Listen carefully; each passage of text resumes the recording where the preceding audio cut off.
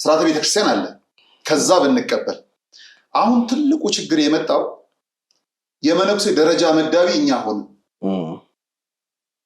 ቤተ ክህነቱ ለምን ዝም እንዳለ ነው ግራ የገባን እና ይውጣላቸው ይዋጣላቸው ቁጭ ብለን እነይ ነው ከዳር እነይ ነው ነገሩ እኛ እንዲ ተግማምተን ከነጥፍራችን ከነመናችን ከናንተ እንሻላለን የሚል ትውልድ መጣ ገሸሽ አድርጎ የራሱን ካፒታል የራሱን ዕውቅና የራሱን ዝና ከፍ ለማድረግ ነው የሚከየው ግን በአይን የምናያቸው ደግሞ እውነቶች አሉ ለምሳሌ ከተማ ላይ የምናያቸው መነኮሳት የተወሰኑት ከተማው ላይ ጥሮ ግሮ ከሚኖረው አንድ ምዕመን በላይ በሽቶ ውድድር ውስጥ ያሉ አሉ የመንግስት አካል ለቤተ ክህነቷ ህግ ተፈጻሚነት የበኩሉ ይወጣል ያልገባን ነገር ካለ ቁጭ ብለን መነጋገር አባቶቻችን ሊያስተምሩን እንጂ አባቶች በልጅ ላይ ቂም ልጅ በአባቶች ላይ ቂም ተይዞ የሁለት ጎራ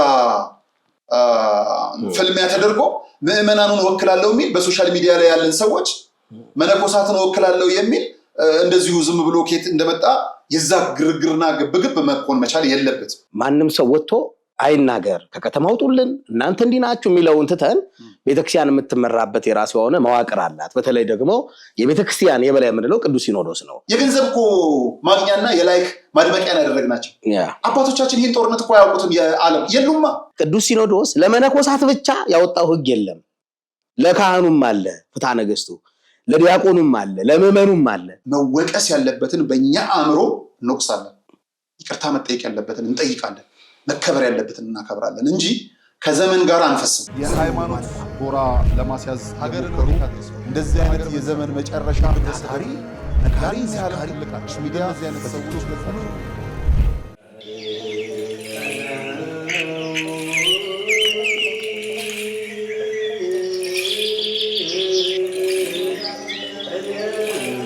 ሐዋርያት ጸጋ መንፈስ ቅዱስን ከተቀበሉ በኋላ ዓለምን ዕጣ ተጣጥለው ተከፋፍለው ዞረው ከማስተማራቸው አስቀድመው የሥራቸው መጀመሪያ ጾምን አድርገዋል። እናም ለሥራችን መጀመሪያ ለሕይወታችን ጉዞ ጾምን አስቀድመን በገዳም ያሉ አባቶቻችንን በማስታወስ በመባ በስጦታችን ምጽዋታችንን እናስከትል።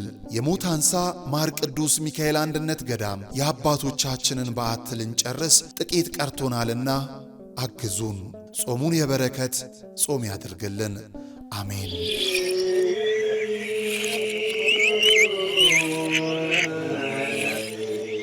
የሃይማኖት ጎራ ለማስያዝ ሀገር እንደዚህ አይነት የዘመን መጨረሻ ታሪ ሲያልፍ ልቃች ሚዲያ እዚህ አይነት ሰዎች ገጻቸው ሰላም ጤና ይስጥልን ክቡራን ተመልካቾቻችን እንደምን አላችሁ ይህ ነጋሽ ሚዲያ ነው ጋዜጠኛ ነጋሽ በዳዳኔ ከኔ ጋር ቆይታን ስለምታደርጉም ከልብ አመሰግናለሁ ሁላችን ጋር ሰላም እግዚአብሔር ይሁን መምህር ወመዘምር ዲያቆን ዳንኤል ሲሳይ ከኛ ጋር ቆይታን ያደርጋል ማለት ነው እንደ አንድ የነጋሽ ሚዲያ አባል እንኳን ደህና መጣህ እንኳን ሰላም ቆየ ነብዬ እንግዲህ ዛሬ መወያያችን ሰሞኑን ትልቁ አጀንዳ ሆኖ የሰነበተው መነኮሳትን እናባራቸውና ከገዳም እናስወጣቸው የሚል በአንድ በኩል አለ በሌላ ጎን ደግሞ ማን ወንድ ሆኖ መነኮሳትን ከከተማ ያባረናል የሚል የመነኮሳት ድምጽ የሆኑ እንደዚሁ ደግሞ ቆብለባሾችንም እየተመለከተን ነው በዚህ መልኩ መነኮሳቱ ወይስ የመነኮሳቱን ልብስ የለበሱት ለመነኮሳቱ ተወካይ ምዕመኑ ወይስ በሶሻል ሚዲያ ያለው ሰው የትኛው ነው ትክክለኛው የሚለው ለፈራጁ እንተውና መነኮሳት የት ነው መኖር ያለባቸው ምንስ ቢያደርጉ መልካም ነው የትስ እንዲኖሩ ነው የተነገራቸው የሚለውን ነገር ብናይ በጣም ደስ ይለኛል ዛሬና እንግዲህ የዚህ ነገር መስራች ቋንቋይነሽ ሚዲያ ላይ የተላለፈው አባ ጸጋዛብ በዲያቆን ወንድማችን ጠያቂነት የመጣው ሐሳብ ይመስለኛል ከአዛብ ጀምሮ ከዛ በጣም ሌላኛው የምንወዳቸው መምህር ደግሞ ከባህር ዳር እዛ ላይ ምላሽ ሰጡ ማለት ነው ከዛ በኋላ ነገሩ መያዣ ከሚባለው በላይ አጣ እና እንዴት ትላለህ ምን ታስባለህ በነገራችን ላይ ነጉዬ ነጋሽ ሚዲያ በራሱ ምዕመን ላይ ነው ስራ የሚሰራው አሁን ምዕመኑ በጣም ኮንፊውዝድ ሆኗል ከተማ ላይ መነኮሳቱ ይውጣልን የሚል ነገር ሐሳብ ይመጣል እዛ ደግሞ ዋልባ ደግሞ ያለ ደግሞ የተነሳ ሌላ ትኩሳት አለ እዛ ደግሞ ያሉ አባቶች ላይ ደግሞ አሁን ምዕመኑ ደግሞ መሀል ላይ ገብቶ ደግሞ ባልተረዱት ነገር ደግሞ እነዛ መነኮሳትም ይናገሩ አሉና የከተማው ስንል የገዳሙ ደግሞ ይመጣል የገዳሙ ስንል የከተማው ይመጣልና እንደ ነጋሽ ሚዲያ ይሄ ነገር ምንድነው መጥራት አለበት ልበ አምላክ ቅዱስ ዳዊት ምን ይላል ሲምግዚው አቃቤ ለአፉ ይላል አቤቱ ለአፌ ጠባቂ መልአክን ዘዝልኝ ይላል ምክንያቱም በማናቃቸው ነገር ስንናገር ወደ ኃጢአት ውስጥ ነው የምንሄደውና እንዳልከው ነው ሰሞኑ በቲክታክ ላይ በዩቲዩብ ላይ በጣም እየተዘዋወረ የምናየው የዚህ የመነኮሳት እንትን ነው እኔ በሁለት ነገር ነው የማየው ነጉዬ አንደኛው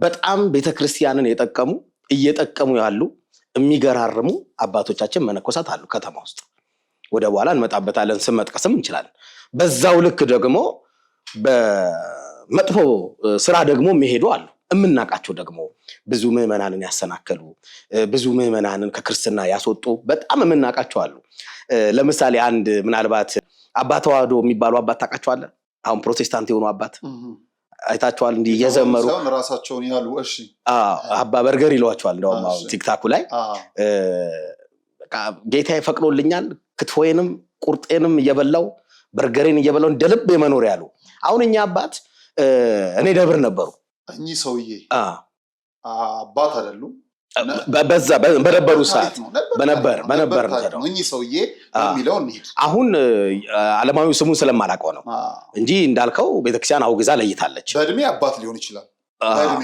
ገፋ ያለ ሰው እዚህ ሶኬ ለማመንበት እንችላለን እሺ አሁን እኛ አባት ደብረ ገሊላ ቅዱስ አማኑኤል ቤተክርስቲያን ነበሩ እኛ ጋር ነው ነበረ እሺ ልክ ያኛው ስለሚመጣብኝ ነው ያ ዘመን እና ሲመጡ በቁምጣ ነው ሲመጣ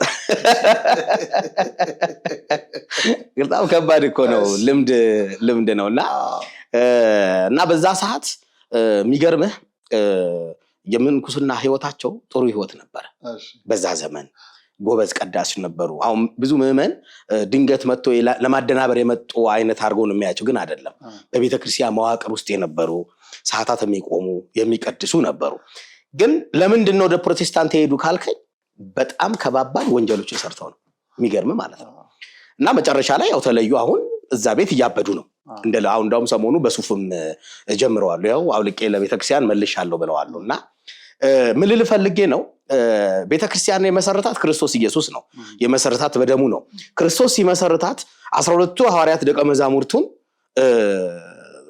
መርጧቸዋል ከነዛ ውስጥ ግን ይሁዳ የሚባል ሰው አለ ክርስቶስን አሳልፎ ይሸጠው እንዲያውም አባቶቻችን ሊቃውንት ይሁዳ እኮ የቆረበ ነው ይሁዳ እኮ ክርስቶስ ኢየሱስ ዝቅ ብሎ እግሩን ያጠበ ነው አሁንም እቺ ቤተክርስቲያን ልክ እንደነዚህ አይነት ይሁዳዎች አሉ አሁን ይሁዳ ስላለ ጴጥሮስ እንዲህ ነው ማለት አንችልም ይሁዳ ስላለ ወንጌላዊ ቅዱስ ዮሐንስ እንዲህ ነው እነ ሉቃስ እንዲህ ናቸው ማለት አንችልም አሁን ምዕመኑ ማጥራት ያለበት መነኮሳት ከከተማ ይውጣ ሲባል ቆም ብለን ማሰብ ያለብን ነገር ክፎች እንዳሉ በጣም በጎ አባቶች አሉ ጥሩዎች አሉና በጣም እየተንሸራሸረ ያለ ነገር አለ በርግጥ የመነኮሳትን ህይወት መነኮሰ ሞተ መነኩሴ የት ነው መኖሪያው ነው አንደኛው ነገር የት ነው መኖሪያው መነኩሴ መነኩሶ ለምንድን ነው ሲመነኩስ በምን ስርዓት ነው የሚተዳደረው ከዛ መንኩስና ህይወቱን እንዴት ያድርግ የሚለውን ስርዓተ ቤተክርስቲያን አለ ከዛ ብንቀበል አሁን ትልቁ ችግር የመጣው የመነኩሴ ደረጃ መዳቢ እኛ ሆነ ቤተ ክህነቱ ለምን ዝም እንዳለ ነው ግራ የገባ ነው ይውጣላቸው ይዋጣላቸው ቁጭ ብለን እንይ ነው ከዳር እንይ ነው ነገሩ አሁን ይሄ እኮ ሳይቃጠል በቅጠል መሆን መቻል አለበት ሳይቃጠል በቅጠል እኔ አሁን መነኩሴ ከከተማ ይውጣ ገዳም ይግባ ምናምን መልሰው አይደለም የሚመነኩሰው ለመጽደቅ ነው ገባ ጽድቁ ቦታ የት ነው ያለው መነኩሴው ያውቃል እንደ ሰውኛ ያመነኮሰችው ቤተክርስቲያን ደግሞ ስታመነኩሰው የት ማስቀመጥ እንዳለባት ታውቃለች ለኔ ትልቁ ነገር አንድን ግለሰብ ስታመነኩስ አባት ስንል የት እንዲቀመጥ ምን እንዲሰራ ስርዓት የሰራች ቤተክርስቲያን አለች ያችን ቤተክርስቲያን ደግሞ የሚያስተዳድሩ አባቶች አሉ ለምን ዝም አሉ ነው የኔ ጥያቄ ለምን ዝም አሉ አንደኛው ሁለተኛው በነገራችን ላይ እዚህ አይነት ግርግር ውስጥ ላለመግባት በጣም ጥሬ ነበር ማለት ይሄንን በመከራከሬ አልጸድቅም ባለመከራከሬም ደግሞ ንፉግ አልሆንም። እንደውም ግላዊ ጥላቻ ውስጥ እንገባለን። ሰንበዲ እንዲህ ብሏል እንዲህ አይነት ነገር ውስጥ ይገባል። አሁን ያንንስ ፈርተን ስርዓተ ቤተክርስቲያንን ማፍረስ አለብን ወይ የሚለውን ነገር ይዘን ነው ወደኛ ስለመጣ ሰው ለራሱ እንደሚመቸው ካስተማረ የክርስቶስን መንገድ ገሸሽ አድርጎ የራሱን ካፒታል፣ የራሱን እውቅና፣ የራሱን ዝና ከፍ ለማድረግ ነው የሚካሄደው። ግን በአይን የምናያቸው ደግሞ እውነቶች አሉ። ለምሳሌ ከተማ ላይ የምናያቸው መነኮሳት የተወሰኑት ከተማው ላይ ጥሮ ግሮ ከሚኖረው አንድ ምዕመን በላይ በሽቶ ውድድር ውስጥ ያሉ አሉ። ተረተኛ በግሪክ ሽቶ ውድድር ውስጥ በግሪክ አልባሳት ውድድር ውስጥ ያሉ መነኮሳት አሉ። በዚህ ስታይል ውድድር ውስጥ ያሉ መነኮሳት አሉ። ተረዳኸኛል አይደል? ሌላው ይቅር ምዕመኑ ቤት ሲሄዱ ምዕመኑ የሚያቀርበውን ምግብ ደረጃ የሚመድቡ መነኮሳትም አሉ። ፋክቷን ስናወራት ማለት ነው። ይሄ ተረዳኸኛል አይደል? ሪሏን ስናወራት ምንም በደንብ ስናወራ ማለት ነው። ማህሌቱ በተቆመበት ሰዓት ቲክቶክ ከፍተው ኑ ወደዚህ ቤት ግቡ የሚሉ መነኮሳት አሉ። ማህሌቱ ላይ የሉ። በማህሌቱ ሰዓት ምዕመኑ ወደ ቤተክርስቲያን ሊሄድ ሲችል የቲክቶክ ገበያን ያደረዋሉ። በዛው ልክ ደግሞ የከተማ ባህታዊ ሆነው ለከተማ ሰውም ጭምር ድህነት የሆኑ የፈረሰችዋን ቤተክርስቲያን መልሰው ለመገንባት የሚጥሩ የወደቅን ልጆቻቸውን ለማንሳት ራሳቸውን ለስድብ ያጋለጡ መነኮሳትም ጭምራሉ። እነሱ ተሰድበው እኛን ለማንሳት የሚጥሩልናሉ። ተራሳብ ነው። የምሬን ነው ነገር አሁን ፋክቷል ነው። ከዛ መነኮሳት ከከተማ ይውጡ ከተፈለገ ይቻላል ማስወጣት። ማን ከፈለገ ሁለት አካላት ከፈለገ አንድ እኛ አባት የሌለ ልጆች አይደለንም። አባቶች አሉ። ስርዓት አበጅተዋል። ስርዓቱን ለማስከበር ለዚህ ቀን የተሾሙ አባቶች ብፁዓን አበው ሊቃነ ጳጳሳት ቅዱስ ሲኖዶስ ከመከረ ከወሰነ ከዛ መንግስት ተባባሪ ከሆነ ከከተማ መውጣት ይችላል። ለምን ካልከኝ አንድ ማስረጃ ይዤ ልመጣለሁ። እስቲ እናየዋለን። የሚያስደንቅ የሚያስገርም ማስረጃ ምን መሰለህ? እሱ መረጃው በ1956 ዓመተ ምህረት በቅዱስ ሲኖዶስ የወጣ ህግ መነኮሳት ከከተማ እንዲባረሩ የመንግስት አካላት ይህንን እንዲያስፈጽሙ ሰነድ እጅ ይላል። 1956 አየህ፣ የዛን ጊዜ አባቶች ለምንኩስናው ለመነኮሳቱም ክብር አላቸው። ያሁኑም አላቸው የላቸውም ይላል። አታስቀዝፈኝ። የዛን ነው ስላነሳው የወቅቱ የመንግስት አካልም ለቤተ ክህነቷ ህግ ተፈጻሚነት የበኩሉን ይወጣል። አሁን አላውቅም ግን አሁንም ሁለቱ አካላት አሉ። ቅዱስ ሲኖዶሱም አለ፣ መንግስትም አለ። ሁለቱ ከተስማሙ መነኮሳትን ከከተማ ማስወጣት ይቻላል። አልወጣም ካሉስ አለ ህጉ ላይ በቤተክርስቲያን የተጻፈ አሁን አንብላለሁ። ባሲ ያሳየዋል እዚህ ላይ። አልወጣም ካለስ ይችላል። ከዛ ምን ይከተላል እነግርሃለሁ። ከዛ በፊት ግን አንድ ሁለት ነገር እናስብ ወይስ ቀጥታ ወደዚሁ መረጃ አንሄድ? ጥሩ ነው። ወደዚህ መረጃው እንመጣለን። በጣም አጓጊ ነው። የራሱ ጓጉቻለሁ እስክሰማው ማለት ነው። በደንብ ሰማለህ። ሙሉ ውሳኔው በጣም የሚያስገርምህ። ይሄን መረጃ ከመናገሬ በፊት አንድ የሚያሳዝነኝ ነገር ልንገር። ጠቅላይ ቤተ ክህነት አሁን ስራ አስኪያጁ ብፁዕ አቡነ ሪያቆስ ጠቅላይ ቤተ ክህነቱ አቡነ ሳዊሮስ፣ ዋና ጸሐፊው አቡነ ዲዮስቆሮስ ናቸው። መልካም የሚታይ ለሰው አይን የሚስብ እልፍ ነገር አለ በቤተ ክህነቱ።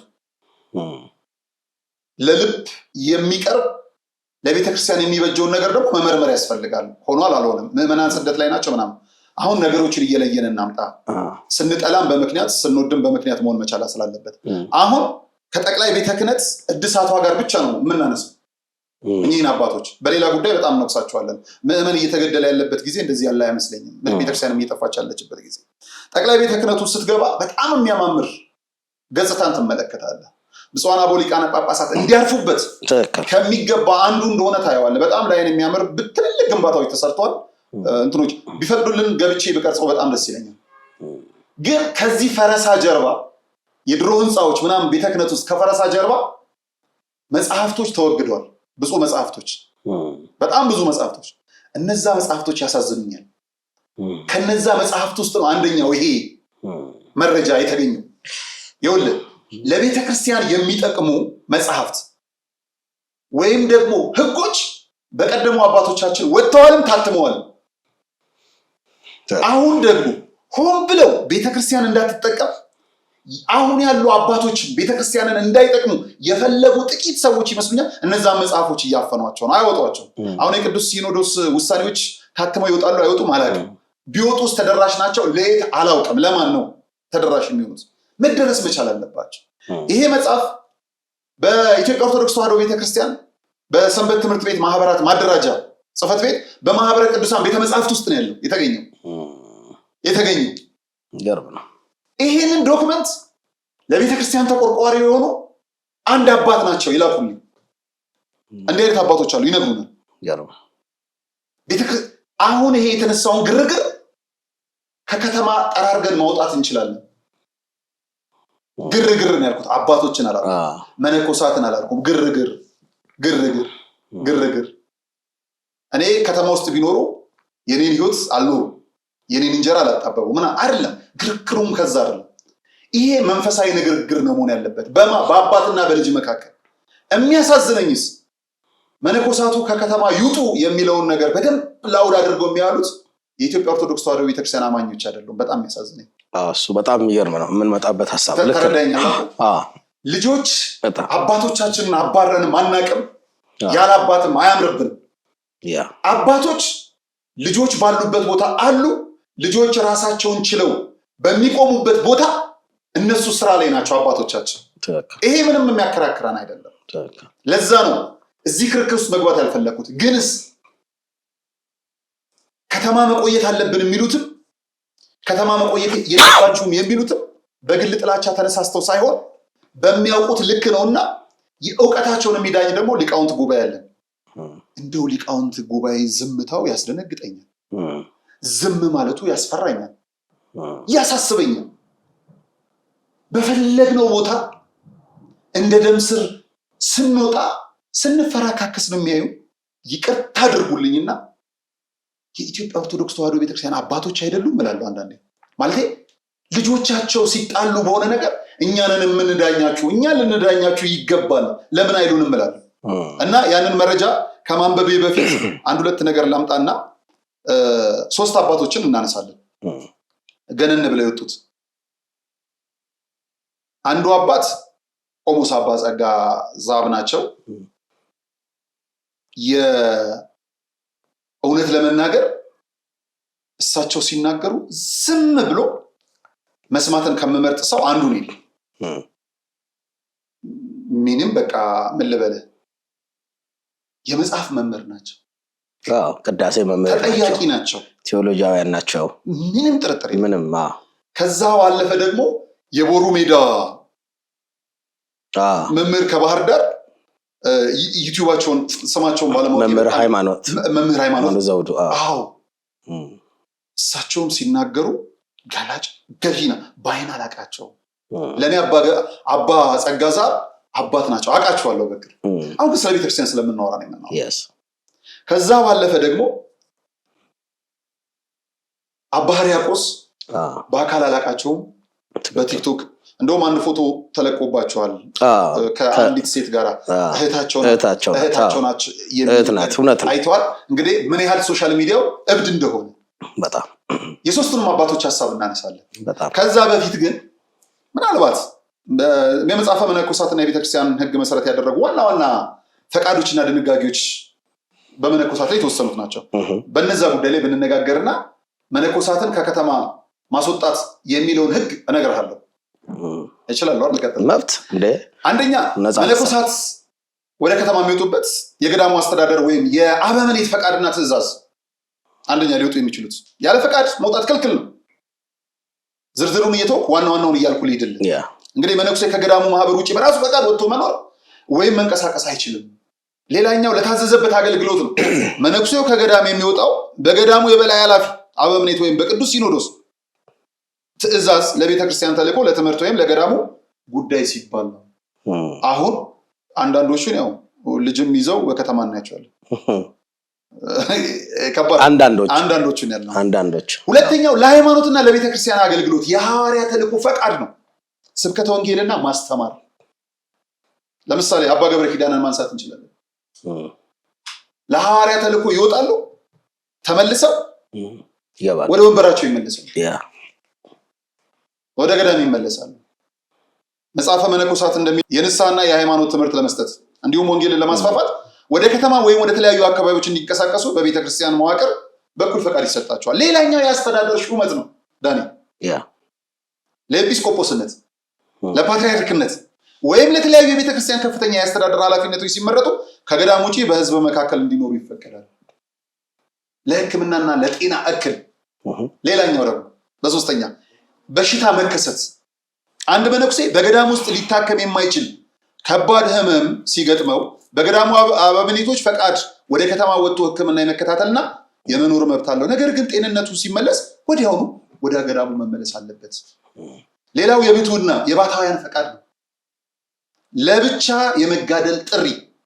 አንድ መነኩሴ በገዳም ውስጥ በነበረው መንፈሳዊ አንድ እድገት ተመርምሮ ከአምላክ የተሰጠው ልዩ የብሕትውና ጸጋ እንዳለው በአባቶች ሲታመንበት ለብቻው በዱር በዋሻ ወይም በበረሃ እንዲኖር ይፈቀድለታል። ይህ ጉዞም ቢሆን በራስ ፈቃድ ፍላጎት ሳይሆን በመንፈሳዊ አባት መሪነት ፈቃድ የሚከናወን ነው። መነኮሳት ከገዳም ውጭ ሊኖሩ ሊጠብቋቸው የሚገቡ ህጎች ደግሞ አሉ።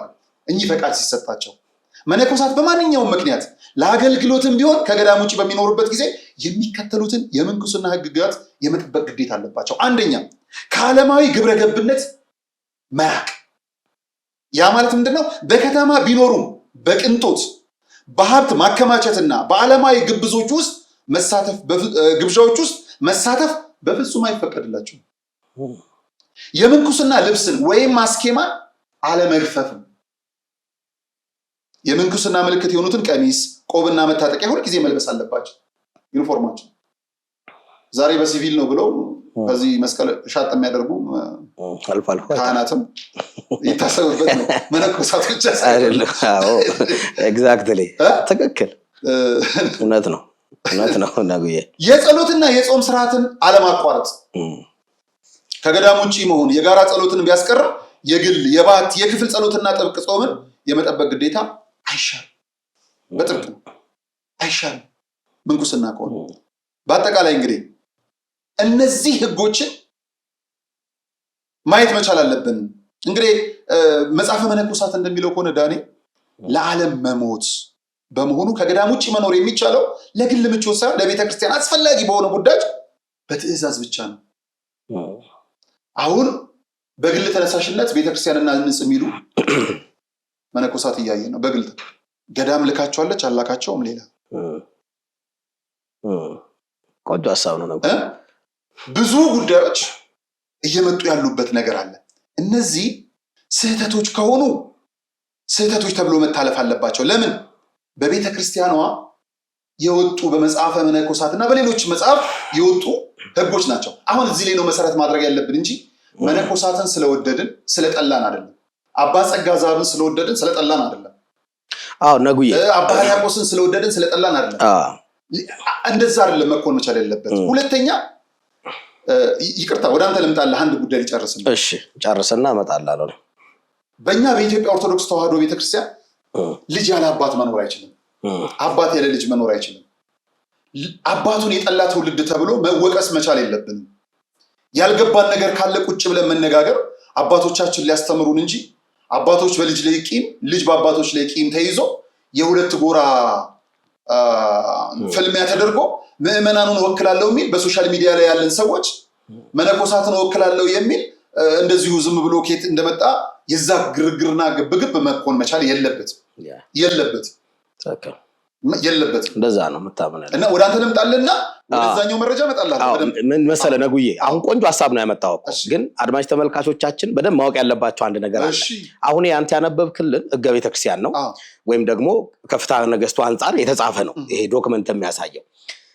ይሄ ማለት ግን ለመነኮሳት ብቻ የተሰራ ስራ አይደለም ወይም ሕግ አይደለም። አሁን ፍትሐ ነገሥቱ ቄስ እንዴት ነው መኖር ያለበት የሚል አለ። ዲያቆኑ እንዴት ነው መኖር ያለበት? ኢቭን ምእመኑ እንኳን ራሱ እንዴት ነው መኖር ያለበት? አሁን መነኮሳት ለብቻ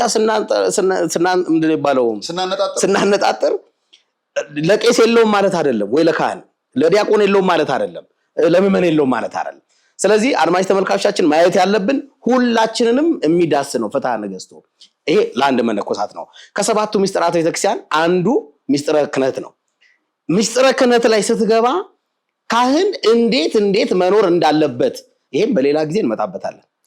በሌላ ጊዜ ስንመጣበት ከዛ ደግሞ አሁን መነኮሳት እንደተመዘኑት ዲያቆናት ካህናት ደግሞ ይመዘናሉ ማለት ነው። ይሄ ነው የሚያመኝ ዳንዬ። አየህ እኔና አንተ እኮ ቀን ሰጥቶን እዚህ ወንበር ላይ ቁጭ ብለን ማይክ ይዘን የዘመን መጨረሻ ማሳያ ሆነን አባቶቻችንን ስንገመግም አያሳዝንም? በቃ ከባድ ነው። አዝናለሁ። እስካሁን ዝም ያልኩት ትክክል አባቶችን ለመገምገም እዚህ ውስጥ ላለመግባት ነው። እኔ ሁሌ እላለሁ ትላንትና ብዙ ነገር እኮ ስንናገር ነበር። ዛሬ የተሰጠን ትላንትን ለማረማል። ዛሬ እኮ የትላንትና ስህተትን ማረሚያ ነው። ትላንት የምናገራቸውን ነገሮች ዛሬ መናገር አልፈልግም። ተረድተኛል። ሁለተኛ መጥፎ ክርክርም ደግሞ አናንሳ። ካነሳ ነው አይቀር ለምሳሌ መነኮሳቱ ስለተነሳ ነው ይሄንን ያነሳ ነው። አዎ ለምሳሌ ነጉዬ ይሄን ያመጣውልህ ቆይ ለምን እንደሆነ ታውቃለህ ነጉዬ? አሁን ነው የካህናት አይደለማ የመነኮሳት ነው። ኖ እኮ አሁን አሁን እኛ በመቅደሱ ነው ያደግነው። አሁንም እየኖርን ያለ ነው። አንዳንድ ደስ የማይል ነገር መነኮሳት ላይ ሲዘነዘር እኔ ደስ አይለኝም። ለምን ካልከኝ ስለምንተዋወቅ ገባ። ለምንድን ነው አንዳንድ ካህናት ወጥተው ወይም ቄሶች ወጥተው መነኮሳትን በዚህ ልክ ያህል የሚናገሯቸው ሲባል ራሱን የቻለ ሌላ ጥናት አለው። ገብቷል አይደል? ብዙ ማውራት የሚቻልበት ነገር አለ። ገባ። ይዋደዳሉ አይዋደዱም ወይ ምናምን እሱ ሌላ ታሪክ ነው። ምእመንን ግን ቀድመን አናወራ ምእመንን ከመጣሽ ማርያም ታምጣሽ ራሳቸው ተፋይተው ካመጡት እናውጣለን። ዛሴት ግን ይሄ የአባቶቻችን አንዳንድ ጉዳይ አምጥቶ ላለማስጣት ስንል አንቀድምም። ለምን መሰለህ? አንድ መጽሐፍ ቅዱሳዊ ጥቅስ ልንገርህ።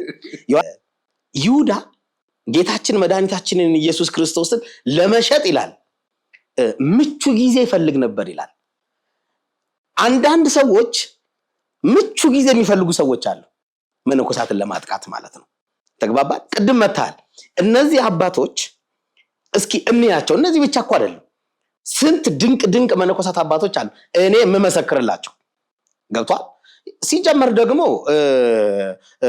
እውነት ለመናገር ነጉዬ እኛ አሁን ሰውን የመመዘን አባት እንደዚህ ነው መነኩሴ እንደዚህ ነው ብለን አቅም የለንም ማሏሽ። ምክንያቱም ማንም ላይ ጣት መቀሰር አይችልም። ገባ? ሁላችንም በደለኛ ነን፣ ሁላችንም ኃጢአተኛ ነን። ገባ? ሰው ሊበድል ይችላል፣ ሰው ሊያጠፋ ይችላል፣ ሰው ብዙ ነገር ሊያደርግ ይችላል። ተግባብተናል? ክርስቶስም ያስተማረን እርስ በርሳችሁ ተዋደዱ ነው። አንዱ በአንዱ ላይ እንደዚህ ጣትን አትቀስር ነው ያለው። ወይም ደግሞ አትፍረድ ይፈረድብሃል ነው የሚለው። አሁን ገብተን ህይወታቸውን ጓዳቸው ውስጥ ገብተን ልጅ ወልደዋሉ፣ እንደዚህ ዘርፈዋሉ፣ ሰርቀዋሉ፣ እንደዚህ ነው የማለት እንትን የለንም። ምክንያቱም እኔስ ማን ነኝ ማለት መቻል አለብን። መነኮሳቱ ለምን እንመሰክራለን? ንጹሃን ስላሉ ነው። ለምን ንጹሃን አሉ መነኮሳቱ? እግዚአብሔር ይመስክር። ኖ የሚታይ ደግሞ አለ። እሱ ነው እንዳለ ሆኖ ነው የሚታይ ነገር አለ። ለመሰክር እችላለሁ ዋጋ ህዝቡ ስለሆነ እኔ በዚሁ በምድር ተሰጥቶ የመደናነቅ አለ። እነሱ እኮ ሞተዋል ጥለውት ዓለምን መሰከርክላቸው። አንዱ አከራካሪ ሀሳብ ነው። ሞቱ የሚለው ነገር ራሱ አከራካሪው እሱ ነው። መነኮሰ ሞተ የሚለው አሁን ትምህርቱን ያስተካክሉት። አሁን ሲመችና ሳይመች አይደለም መሆን መቻል ያለበት። ወይም ደግሞ ይችኛዋ ዘመን ስትመጣ ለዚህኛዋ ዘመን እንመጥናለንና ወይም ያለፈውን ዘመን አይደለም መሆን ያለበት። እኔ ፋራ ነኝ በዚህ ጉዳይ። ያስተማሩኝን ነው የሚይዘው። እኔ አምሶሪ ፋራ ነኝ። ለምሳሌ አባ መቃርስን እኮ በስንክሳር ላይ እናያቸዋለን አይደል? በስንክሳሩ ላይ ሄደን አንዲት ሲታትሩ የሚቀናባቸው ነበረ። ስለዚህ አንዲትን ሴት ወደ እሳቸው ሄደ ካንቺ ነው የወለድኩት በይ። ለምን? አባ መቃርስን ችግር ውስጥ ለመክተት። ስለዚህ የወላጆቿ ቤተሰቦች ሄደው እንዴት እንዲህ ታደርጋለህ? እንዴት እንዲህ ይሆናል? ብዙ መከራና ፍዳ በሉባቸው። ስለዚህ አባ መቃርስ መጥተው ንጽህናቸውን ለማረጋገጥ አልጣሩም። ሲቆፍሩም ሲኮተኩቱም ሲሰሩ መቃርስ እንግዲህ በርታ፣ የልጅ አባት ነህ፣ ሚስት አለህ እያሉ ነው ራሳቸውን በጸሎት ሲያበረቱ ነበር። መጨረሻው ላይ ግን የፍርዱ ባለቤት ልጅቷ ምጧ ላይ ስትደርስ ምጧን አበዛባት እግዚአብሔር። ከአንድም 2 ቀን 2-3 ቀን ሄደ። መጨረሻ ላይ ምንድን ነው የሰራሹ ግፍ የሰራሹ ነገር ካለ ንገሪ። አዎ የሰራሁት ግፍ አለ።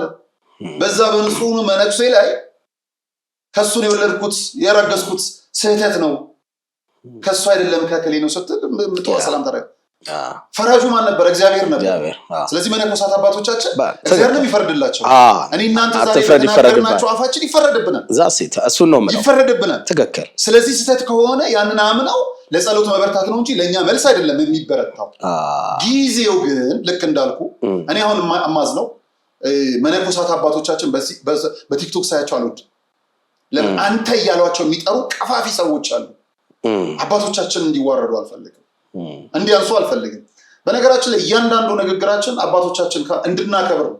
አሁን ሁለተኛ ነገሮች አውድ አላቸው። ዛሬ ላይ አንድ መልካም አባት መልካም ንግግር ቢያወራ ክፉ ሰው ማዞር ከፈለገ ማዞር የማይችልበት ምክንያት የለም። ያ ክፉ ሰዎች አዙረው የአባቶችን ትርጉምና ንግግር ስላዞረብን እኛ ዞረን በዛ መሄድ አለብን ወይ ነው አንደኛው። ሁለተኛው ነው የሊቃውንት እኮ ንግግር ነበረ። በመጀመሪያ አባ ኃይለማርያም፣ አባ ጸጋዛ እኔ የሊቃውንት ንግግር ነበረ ሲያነሱ የነበሩት።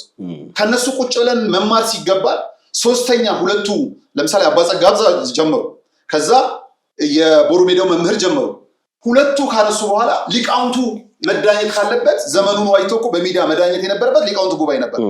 ሊቃውንት ጉባኤን ተክተን ምዕመናኖቹ ወደ ራሳችን ጥግ ሄድን፣ ወደ ራሳችን ወሰድናቸው። አባ ጸጋዛብ ትክክል ናቸው፣ አባ ጸጋዛብ ትክክል አይደሉም። ስድቡስ መርጌታ ትክክል ናቸው፣ ትክክል አይደሉም። ሌላ ስድብ ስርግም ገብቷል እኮ። ለምንድን ነው ምዕመኑ ትክክል? ከዚህ ጋር ተያይዞ ይህንን ለመዳኘት የቅድሙን ህግ ላውራለህ ታወራልኛለህ። በዚሁ አጋጣሚ እግዚአብሔር ቢፈቅድ ብፁዕ አባታችን አቡነ መቃርዮስን ከሲኖዶሱ አንጻር ምንድን ነው የሚለውን ምናልባት በዚህ በነጋሽ ሚዲያ አምጥተናቸው በቅርብ ቀን ለህዝቡ ያለውን ነገር ይገልጹላል ብዬ አስባለሁ። ግን አንድ ነገር ብቻ ነው ይህችን ነገር እንድታይልኝ እፈልጋለሁ። ለምን መሰለ? በጣም መነኮሳት አባቶችን እያሸማቀቀ ያለ ትውልድ እየመጣ ነው። ቅድምም ብለዋል። በእርግጥ ሌላ ተሐድሶአውያኖች አሉ፣ የአማኞች አሉ፣ ምናምን አሉ። አሁን በዚህ ላይ ራሱ ኮመንት የሚሳደብ ይኖራል። ገብቷል አይደለም? እንዴት ላላችሁ የሚል እኮ ይኖራል እኮ። ግን ሁሉ ኦርቶዶክስ አማኝ ነው ማለት አይደለም። በኮመንት ያው እጃቸው ላይ ስለሆነ ሁሉ ነገር ስድብ ምናምን ሊመጣ ይችላል። አሁን ምን መሰለ ነጉዬ፣ በጣም እኔ እግዚአብሔር በሚያውቀው በጣም እየፈራው ነው የመጣሁት። በጣም በቃ የአርሲ ጉዳይ ተሰጠን። የአርሲ ጉዳይን ለመሸፈን ኢሚዲየትሊ 2 ሳምንት ሳይሞላ ወደዚህ መነኮሳት ገባ። ከመነኮሳቱ ደግሞ ወደ ዋልባ ገባ። ተመልከት እንግዲህ ዋልባ ያሉ አባቶችን እኔ ቲክታክ ላይ ተከሆነ እህቶች የሚናገሩት ምናልባት በስክሪን ካሳያችሁ አላውቅም። እኛ እንዲህ ተግማምተን ከነጥፍራችን ከነምናችን ከናንተ እንሻላለን የሚል ትውልድ መጣ። በቲክታክ ላይ የሚሳደብ መጣ። ለምን እንደማላዝን ታውቃለህ? እንዲህ እንዳሁኑ ደግሞ መንግስተ ሰማያት ክፍት ሆና ያየሁበት ጊዜ የለም። እኔ በሌላኛው ለምሳሌ አሁን ባለጌ ሰው አፉን ሲከፍት በከፈተው ልክ ነው የምናየው። አባቶቻችን የፈተና ጊዜ ላይ ነው ያልፉታል። በፈተና ጊዜ ውስጥ ላላለፍን ግን ወዮልን ለኛ። ትክክል። አፍ አለን ብለን የከፈትን ሰዎች ትክክል። ተረዳኸኛል አይደል? ጥቂት ነገር አድርገን መንግስተ ሰማያት የምትገባበት ጊዜ አሁን ነው ብዬ አስባለሁ። ልክ ነህ። ግን መሰናክል መሆን ደግሞ የለብንም ነው አሁን ፖይንቱ። ግን እኔ አሁን እሱ ጋር ደግሞ ልንገርህ፣ እኔ ሰዎችን አሁን የምመክርበት ጊዜ ነው። በሁሉ እኮ አዋቂ ነን ብሎ ያልመጣ ሰው የለም። አሁን ከነጠፍሬ ምናምን ብላ የመጣ ሴት ወይም ወንድ ስለ ዓለም ነባራዊ ሁኔታ እኮ ብትጠይቃት እኔ ነኝ ተንታኝ ነው የምትልህ። ስለ ፖለቲካ ብትነግራት እኮ እስከ ብሔር ድረስ ገብታ የምትጠመቅ የምትናገር ናት። ተረዳኸኛል? አባቶችን የምታጥላላበት የጥልቁ ዓለም አንዱ መንገደኛ ስለሆነች ነው። አባቶቻችን በቲክቶክ እኮ መጥተው አሁን በነገራችን ላይ እየተጫረሱ ያሉት ይህንን ዓለም ስለማያውቁት ነው። እንደዚህ ምናልባት መሰናክል እንደሆኑ ስለማያውቁት ነው። እኛ ግን ቲክቶክ ወይም ዩቲዩብ ያለን ሰዎች ለገንዘብ ስንል ወደ አባቶቻችን ነገር ይዘን ሄደን እነሱ ምንጭ አድርገን የገንዘብ እኮ ማግኛና የላይክ ማድመቂያን ያደረግናቸው አባቶቻችን ይህን ጦርነት እኮ ያውቁትም የዓለም የሉማ ዳንዬ የሉም። እንድች ብለህ እንዳትፈራ ለምን መሰለህ የአባቶቻችንን ክብር ሊቀንስ የሚችል ማንም የለም። ክብሩን ግን የሚቀንስ ትውልድ መጥቷል። በጣም አሪፍ ለትውልዱ እናዝናለን እንጂ ይኸውልህ ቤተክርስቲያን አሁን ላይ አፕግሬድ የሚደረግ ነገር የላትም። ስንዱ ማለት የሚታደስ ነገር የላትም። ጨርሳለች ሁሉ ነገር። ቢሆን አንተ ከመጣ ልታድሰ ትችላለች። እውነት ነው። ህመም ኖሮብህ ከሆነ በፈውስ ቅሾት ኖሮብህ ከሆነ በእውነት ማጣት ሆኖ በማግኘት ባዶነት ከሆነ በሙላት ልታድሰ ትችላለች ቤተክርስቲያን። ተናግራ እኮ አይደለም ደጇ ረግጠ የቤተክርስቲያንን ቅጥር አልፈ ስትገባ አይደለም ካህኑን መስቀል ተሳልመ ችግርህን ተናግረህ ይቅርና አይደለም ለዲያቆኑ ዕጣን ጧፉን ሰተ ስመ ክርስትና ይስጥልኝ ብለው ይቅርና አይደለም በቤተክርስቲያን ውስጥ ላየው ምእመን እንዴት ዋላችሁ ተባብለ ድምፅ አውጥታ ይቅርና አይደለም ጥበቃውን የቤተክርስቲያን እንዴት ዋላችሁ ብለ ገብተህ ተነጋግረህ ይቅርና ማንም በሌለበት ቅጥሯን ገብተህ ገና ከመሳለም የቤተክርስቲያኑ መርገፍ ድምፅ ፈውስ ነው 100%። በቤተክርስቲያን ውስጥ ያሉ ዛፎች መኖሪያ ያደረጉት አዋፋት ዜማ መልእክት ነው። ከውጭ ያልተለየው ንፋስ ቤተክርስቲያን ቅጽ ውስጥ ንፋሱ ይለያል። ምንም ጸጥታው ይናገራል። ትክክል። ህንፃ ቤተክርስቲያናቶቿ ግዑዝ ቢመስሉም ያናግራሉ። ቤተክርስቲያን አትታደስም። ከቤተክርስቲያን ውጭ ያለን ሰዎች ለዳንስ ወደ ውስጥ ስንገባ ለሽብሸባ ነጠላ የምናደርግ ሁለት ቦታ የረገጥን ሰዎች አስቸገርን እንጂ ለይቶላቸው እኮ ከዓለም ያሉ አትሊስት ቤተክርስቲያንን በዚህ ልክ አይዳፈሩ። አሁን እኮ መነኮሳቱን በብሔር ለይተው ሊያባሉብን ነው እኮ አደጋው ያ ፍራቸው። በጣም እኔም የሚያስፈራኝ እንደ ሀገር ነው እንጂ የምፈራው ይሄ የመጽደቅና ያለ መጽደቅ ከስርዓተ ቤተክርስቲያን አንጻር አንድች አልፈራም። ለምን አንተ ምናልባት ስንት ነው እድሜ? እኔ እንግዲህ 40 ሞልቶኛል። በእግዚአብሔር ልክ የተለካለኝ 30 ወይ 40 ነው የሚቀረኝ። ከዛ በፊት ደግሞ ምን እንደሚወስደኝ አላውቅም። ከ30 ከ40 ዓመት በኋላ ቤተክርስቲያን አለች። እስከ 30 እና 40 ዓመት ውስጥ ግን ላበጣብጣት ብለው የተነሱ ተበጠበጠው ይቀሩ ይሆናል አላውቅም። ትክክል ልክ ነህ ነጉዬ። እኔ አሁንም እኮ ስጋት የምን እንደሆነ ታውቃለህ?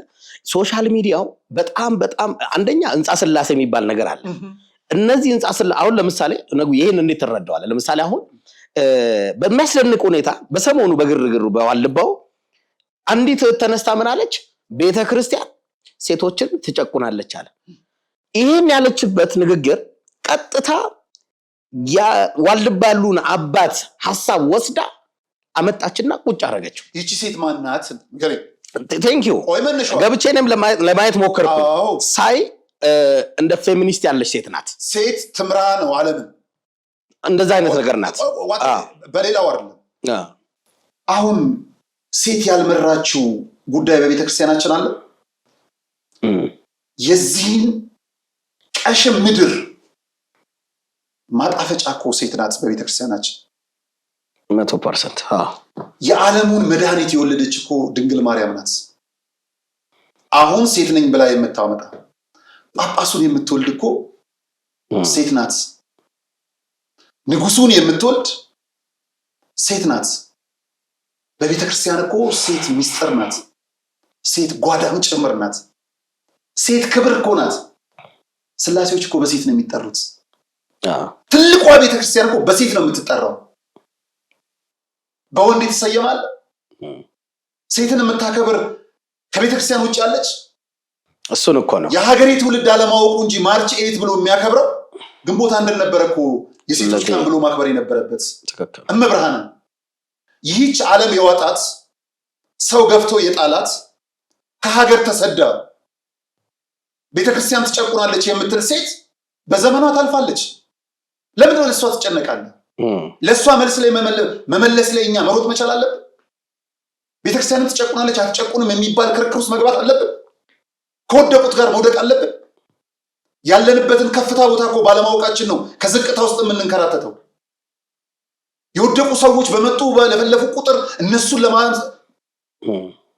አባቶቻችን እኮ ኪዳን አላቸው። ይሄንን ውይይት ይሄንን ጭቅጭቅ የሚሰማ ትውልድ ኪዳን ላይ እኮ መግባት ነበረበት። ቅዳሴ ሰዓት ላይ እኮ መገኘት ነበረበት። የሰርክ ጉባኤው ላይ እኮ መገኘት ነበረበት። ማህሌቱ ሰዓታቱ ላይ እኮ መገኘት። እዛ ላይ ብንገኝ እኮ ይሄ ጉዳይ የለውም። ዓለም ለእሷ ስለተመቸናት ነው አሁን እየገዘገዘችን ያለችው። የዓለም ተመልካች ስለሆንን ነው። በእኔና በአንተ አባቶች ጊዜ እኮ ዓለም ቤተክርስቲያንን ነበረ የምትመለከተው።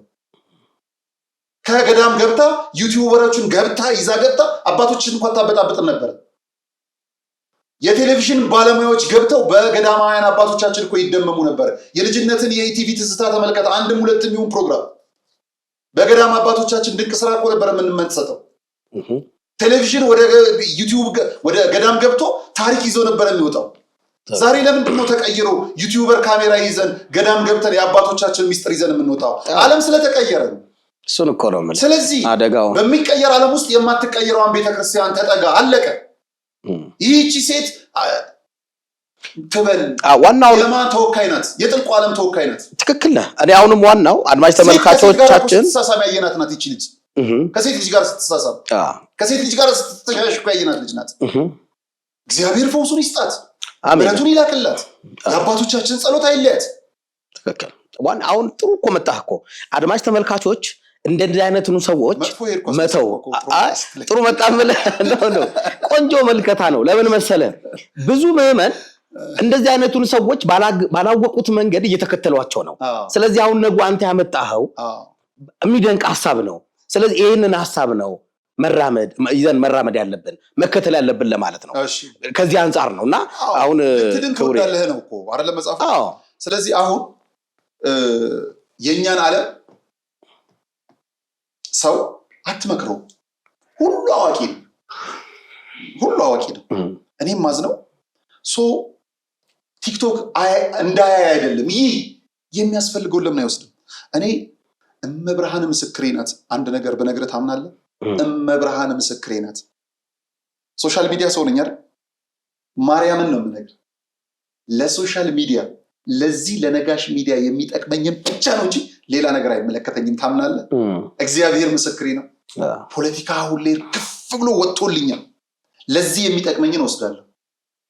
ግን ቀኑ ሙሉ ሶሻል ሚዲያ ያለው እንደውም ከባለቤቴ ጋር እንነጋገራለን። አንዳንዴ ምንድነው እሱ ሶሻል ሚዲያ ታይ እንጂ እንጀራ ምን እላታለሁ። አንዳንዴ ይገባል አይደል? ሰው የሚጠቅመው መውሰድ መቻል አለበት። ስላየ ሁሉ ሊጭንህ አይገባም። በስነ ስርዓት መከራከር ከሌለብኝ ሐሳብ ጋር አልሟገትም። የምትገፋውን ተራራ ነው መግፋት ያለብህ። ገባ? የማትጋፋው መውጣት የለብህም። ዓለም በብዙ መልኩ መጥቷል። ሁለተኛ እኔ ማዝነው ለምንድን ነው ቶሎ አጀንዳ የሚሰጠን? እሱ እኮ ነው ደግሞ ጉዳዩ በሙሉ ኦርቶዶክስ ነው። ብንሞት ኦርቶዶክሳውያንን፣ ብንሳደድ ኦርቶዶክሳውያንን፣ ብንጋጭ እርስ በርስ ኦርቶዶክሳውያንን፣ ብንሰደብ ልጆቿ ራሱ ሚዲያም ላይ ያለን የሚዲያ ልጆች ነው፣ ቢሰደቡ አባቶቻችን ናቸው። ይሄ ነው ሩቲኑ። ይሄን ቆም ብለህ አስተውሎ ታውቃለህ? በስነ ስርዓት ተባብሮ ደግሞ እኛ ጋር ነው ሁሉ ተባብሮ። እኔ የሚያስደንቀኝ ደግሞ ታውቃለህ? ለምን አጀንዳ መጣብን እኮ አይደለም።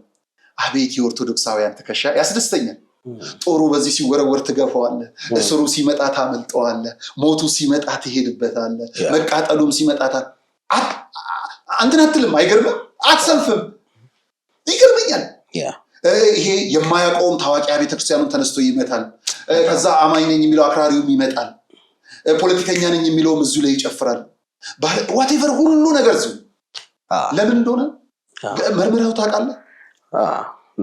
ብቻዋን አለት ላይ የቆመች አንዳንዶቹ እሷ ላይ ተወርውረው በተመለሱ ሀሳቦች ጭምር የሚቆሙ ናቸው። ያስደንቀኛል። እኔ እግዚአብሔር በሚያውቀው ልክ ነህ። እኔ አምሶሪ ሀገርም ያለችው በዚህች ቤተክርስቲያን ላይ ያለች ምንም እውነታው የተጠራቀመ ጸሎት እየረዳን እንጂ አሁን ባለው የኛ መዝረክረክነት አላቅም ወድቀን ነበር። በጣም በሚያስገርም መልኩ በእውነት የተጠራቀመው ያ ትላንትና አሁን ላይ ምን መጥቷል መሰለህ? አንድ አምሶሪ ለቃል አጠቃቀሚ በጣም ይቅርታ፣ አንድ ጀዝባ ሰው እውነት ነው ፖድካስት ያወራሉ። ደግሜ አላሳየም ማየት ስለማልፈልግ። አባት ትላላችሁ። ምን አባቶች ገዳም ገብተው ላይፋቸውን እየጨረሱ ነው። እዛ ገብተው ላይፋቸውን አሜሪካ እኮ የቆመችው በአባቶች ጸሎት አይደለም፣ ምንድን ነው የሚያስፈልገው ይላል። አሜሪካ የአባቶች ጸሎት ስለተለያት ነው ሰዶማዊነትን የፈቀደችው ወዳጅ? ታዲያ በሀገር አሜሪካ ያሉ ያንተ የትውልድ ሀረግ ያላቸው ሰዎች ልጆቻቸውን እዚህ መጥተው ነው ማሳደግ የሚፈልጉት። አሜሪካ ብትሄድ የምድሩን ነው የምትወርሰው፣ ምናልባት ፎቁን ነው የምትጠቅሰው። ምድር ላይ የሚኖሩ ዱር ውስጥ የተሰደዱ አባቶቻችን ከዛ መጥተው ሰማያዊን የናፈቁ ናቸው። ስልክ ብለህ የምትራቀቅበትን የገዳም አባቶቻችን በንፋስ ይነጋገሩበት የነበረ ነው። አውሮፕላን ብለህ ዛሬ የምትከፍልበትን ደመና ጠቅሰው ሲራመዱ የነበሩበት የገዳም አባቶቻችን ናቸው። ትላንትን የረሳ ትውልድ ስለሆነ ነው ልናስታውሰው የፈቀድነው እንጂ ስለ እንደዚህ አይነቱ ቅድም ልክ እንዳልኩ በዝግመተ ለውጥ ውስጥ ወደታች እየሄደ ላለ ትውልድ ለማስረዳት የአባቶቻችን እውነት ለመምጣት አልፈለግም። ወደዛኛው ስመጣልህ ግን እስቲ ወደ መነኮሳት ከከተማ መውጣት አለባቸው ወይስ የለባቸውም የሚለው እኔ እናንተ አይደለም የምንወስነው። ቅዱስ ሲኖዶስ ከወሰነና መንግስት ከተባበረ ጠራርጎ መውጣት ይቻላል። በከተማ ያሉ መነኮሳትን ጠራርጎ መውጣት ይቻላል። ለምን? ለስርዓተ ቤተክርስቲያን ሲባል፣ ለስርዓተ ቤተክርስቲያን። ለዚህም ለቤተክርስቲያን የሚገዙት ደግሞ ይሄዳሉ። ቅድም ልክ እንዳልኩ እኛ አሁን እኔም ማዝነው እንዲህ አይነት መጽሐፎች ለምን እንደሚደበቁ ነው። ከኢትዮጵያ ኦርቶዶክስ ተዋሕዶ ቤተክርስቲያን መንበረ ፓትርያርክ የተሰጠ መግለጫ ነው። ማህተቡ ምን ይላል መሰለ? የኢትዮጵያ ኦርቶዶክስ ተዋሕዶ ቤተክርስቲያን የሰንበት ትምህርት ቤቶች ማደራጃ ማህበራት መምሪያ ማለት ነው። የማህበረ ቅዱሳን ቤተ መጽሐፍት ሎጎ ተመቶበታል። እኚህ መጽሐፍቶችን እናገኛለን አናውቅም? አዲስ አበባ የካቲት 8 ቀን 1956 ዓ.ም በትንሣኤ ዘጉባኤ ማተሚያ ቤት የታተመ በራሷ ቤተክርስቲያን ማለት በቤተክርስቲያን። ስለዚህ አሁን ከገዳም ከዚህ እንወጣለን አንወጥም እስቲ ህገ መንግስታዊ መብታችን ነው ምናምን የሚሉ ሐሳቦች አሉና ለሱም የኢትዮጵያ ኦርቶዶክስ ተዋሕዶ ቤተክርስቲያን መንበረ ፓትርያርክ የተሰጠ መግለጫ የኢትዮጵያ ኦርቶዶክስ ተዋሕዶ ቤተክርስቲያን ቅዱስ ሲኖዶስ ስለ መነኮሳት የገዳማዊነት ኑሮ ከዚህ የሚከተለውን ውሳኔ እንዲገለጥ አዟል። በደንብ ስሙ። ምንኩስና ከዓለማዊ ሐሳብ ተለይቶ በመንፈሳዊ ዓላማ ጸንቶ ራሱን ለተቀደሰ ተግባር ብቻ ቆርጠው የሚውሉበት ልዩ የህይወት ጎዳና ስለሆነ የምንኩስና ማዕረግ የተቀበሉ ሁሉ ይህንን ተረድተው በአኗኗራቸው ስለ መነኮሳት የገዳማዊነት ኑሮ የተወሰነውን መፈጸም አለባቸው። በማንኛውም አይነት ማዕረግ የሚገኝ መነኩሴ በልዩ ፈቃድ በመልእክትና በታወቀ ስራ ምክንያት ካልሆነ በቀር ኑሮ በገዳም ውስጥ የተወሰነ መሆን ሲገባው ከቅርብ ጊዜያት ወዲህ አንዳንድ መነኮሳት ያለ ፈቃድና ያለ በቂ ምክንያት መኖሪያቸውን በከተማ አድርገው ሲዘዋውሩ በመታየታቸው ይህ አድራጎት የምንኩስናን ማዕረግ ዝቅ የሚያደርግ በመሆኑ ሁኔታው የሚሻሻልበትን መፈጸም አስፈላጊ ሆኗል። ስለዚህም የቆየውን ሕገ ቤተ ክርስቲያን ስር ስርዓትና ምንኩስናን እንዲሁም የገዳማነትን የአኗኗር ደንብ በመጠበቅ የኢትዮጵያ ቤተ ክርስቲያን ቅዱስ ሲኖዶስ በ1956 ዓመተ ምህረትና እንደዚሁም 40 ዓመተ ምህረቶች ባወጣቸው በሁለተኛው ሲኖዶስ በ11ኛው በ12ኛው በ13ኛው እና በ14ኛው አንቀጾች እንዲሁም በሶስተኛው ሲኖዶስ በአራተኛው ክፍል የወሰነውን መሰረት በማድረግ ከዚህ የሚከተለውን የአፈጻጸም ውሳኔ ተሰጥቷል። ውሳኔ ይሰሙ ነው። በደንብ ጓላርጌ እንደ ፓርላማ ለዚህ ነው የሚመጣው። ባስ ያምጣለት እስቲ። ይሄ ነው እንግዲህ አጓጊ ነው። አው ከረከሩ እሺ ማስታወቂያ ሰምተን እንምጣ። ደስ ይላል። በጣም ጥሩ። እውነት ነው። እሺ ሰምተን እንምጣ። በጣም አሪፍ። እውነት ነው። እሺ ሰምተን እንምጣ። ሰምተን የምንመጣው ግን የሁለት አብያተ ክርስቲያናትን ነው በጣም በሚያሳዝነው መልኩ። እንግዲህ የከተማ ምንኩስና ያስፈልጋል አያስፈልግም ከምንል በገጠር ያለው አባቶቻችን በጸሎት እንዳይዘነጉን ለፍጻሜ የተቃረብንባቸውን የጣጃ አቦ አቡነ ገብረ መንፈስ ቅዱስንና የሊሙ መድኃኔዓለምን ቤተክርስቲያን ህንፃ ቤተክርስቲያን ግንባታ ልንጨርስ ጥቂት ቀርቶናል። እነሱን ሰምተን ስንመለስ ወደ ውሳኔው እንመጣለን። የሃይማኖት ጎራ ለማስያዝ ሀገር እንደዚህ አይነት የዘመን መጨረሻ ነጋሪ ሲያልቃሽ ሚዲያ ሰዎች ለታቸው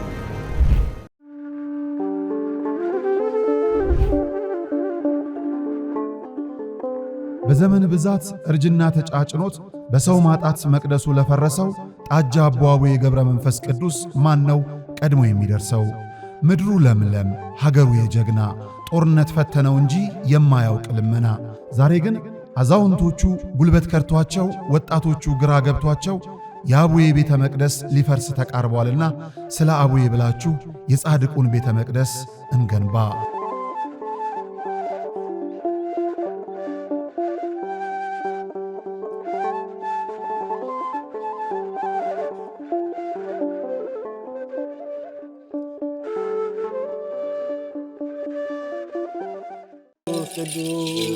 በዚህም እግዚአብሔር አለ።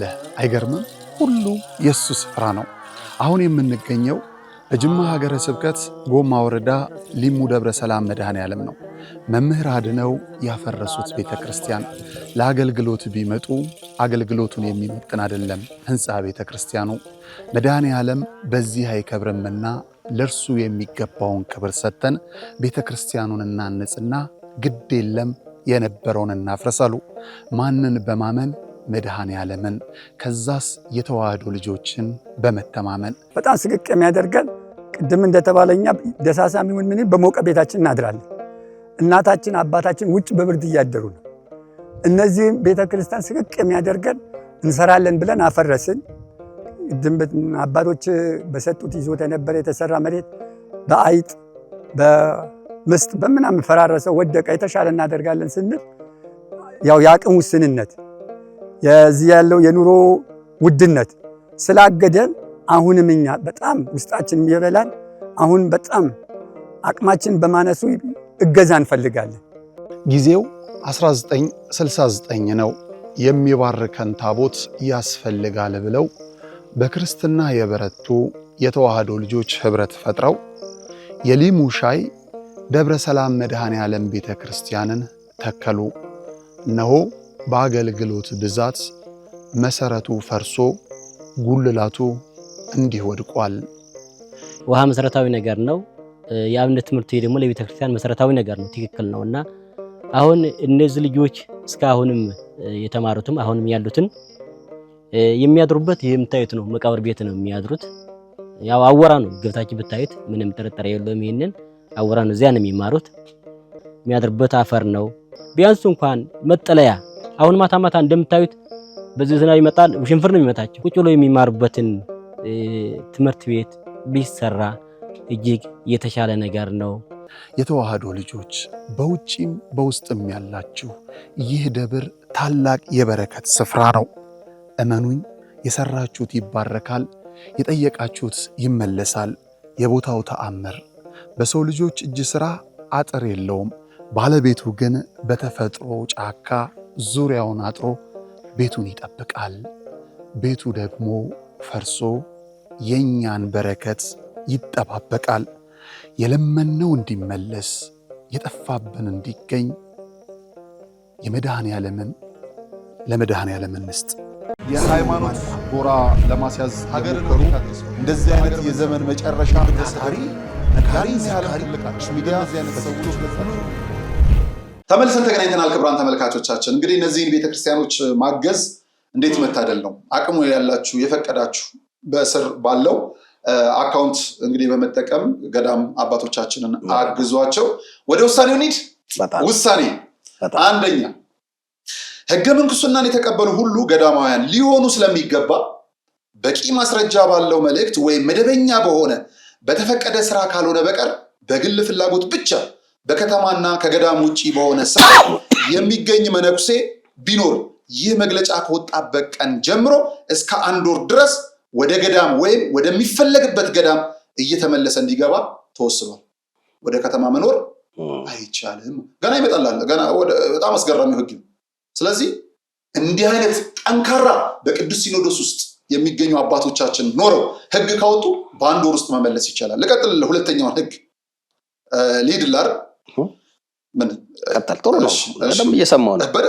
በደንብ እየሰማው። ሁለተኛ፣ ይህ ውሳኔ በሚፈጸምበት ጊዜ ችግር እንዳይደርስባቸው በከተማ ውስጥ ወይም ከገዳም ውጪ በሆነ ስፍራ ለመገኘት የሚያስችለው ተገቢው ፈቃድ ያላቸው መነኮሳት ይህንን የሚያረጋግጠውን የጽሑፍ ማስረጃ ለመንበረ ፓትርያርክ ወይም ለሀገረ ስብከት መንበረ ሊቀ ጵጵስና ጽሕፈት ቤቶች ወይም በየአቅራቢያው ለሚገኘው ቤተ ክህነት እያቀረቡ ለፈቃዱ ማረጋገጫ የሚሆነውን ጽሑፍ እንዲቀበሉ ያስፈልጋል።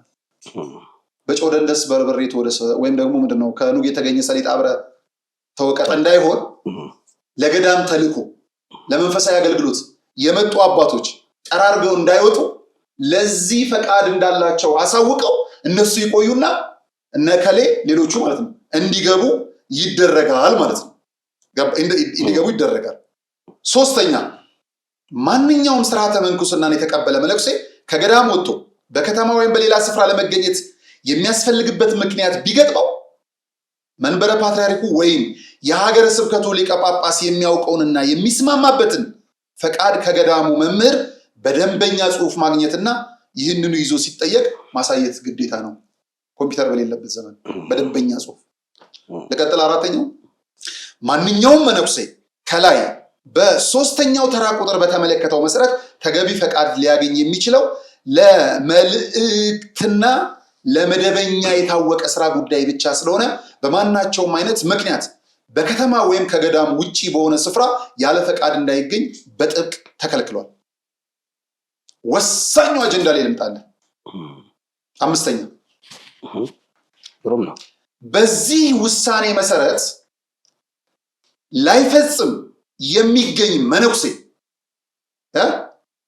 በዚህ ውሳኔ መሰረት ላይፈጽም የሚገኝ መነኩሴ በከተማ ውስጥ ወይም ከገዳም ውጪ በሆነ ስፍራ በምንም ምክንያት ያለ ፈቃድ ቢገኝ በሕግ አስከባሪዎች ተገቢው የሚፈጸምበት ከመሆኑም በላይ ይህንኑ የቅዱስ ሲኖዶስ ውሳኔ ባለማክበሩ ማዕረገ ምንኩስናን የሌለው መሆኑን እስከ ቀድሞ ማወቅ አለበት። ምን ይላል? ልድገምልህ። ጥሩ ገብቶኛል። አይ በደንብ እንዲገባ ገብቶኛል። ችግር የለውም። በደንብ እንዲገባ እናወራለን። በዚህ ውሳኔ መሰረት ሳይፈጸም የሚገኝ መነኩሴ በከተማ ውስጥ ወይም ከገዳም ውጭ በሆነ ስፍራ በምንም ምክንያት ያለ ፈቃድ ቢገኝ በሕግ አስከባሪዎች ተገቢው የሚፈጸምበት ከመሆኑም በላይ ይህንኑ የቅዱስ ሲኖዶስ ውሳኔ ባለማክበሩ ማዕረገ ምንኩስና የሌለው መሆኑን አስቀድሞ ማወቅ አለበት። ይቀጥላል። ልቀጥል።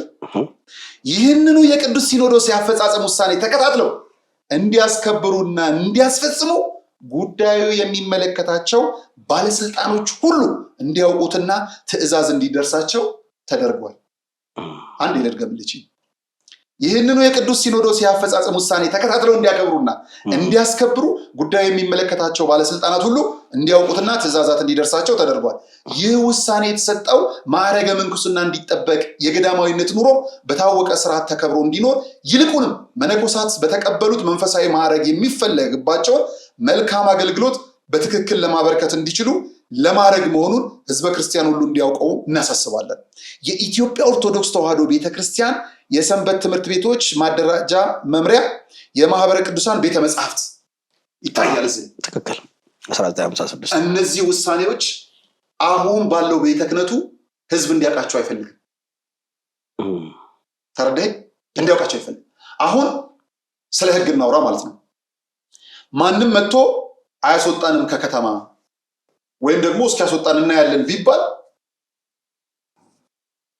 እግዚአብሔር ለዚህ ቀን የሾማቸው ለዚህ ዘመን ያስቀመጣቸው አባቶች ይሄንን ውሳኔ ደግሞ መወሰን ባይችሉ ባይፈልጉ እንኳን ይሄንን ማስፈጸም ብቻ ከፈለጉ የወቅቱ መንግስት ከተባበራቸው ይቻላል። ለምን? ፍላጎት ላይ የተመሰረተ ነው። ለክርስቶስ መገዛት ፈልገህ በአባቶቻችን መታዘዝን ከቻልክ ምንኩስናን ትቀጥላለህ፣ ወደ ገዳም ትገባለህ። አልገባስ ካልክ በከተማ የመኖር ህገ መንግስታዊ መብት ነው፣ ግን የምንኩስና ስኬሟን ታወልቃታለህ። ሌላ ነገር የለውም።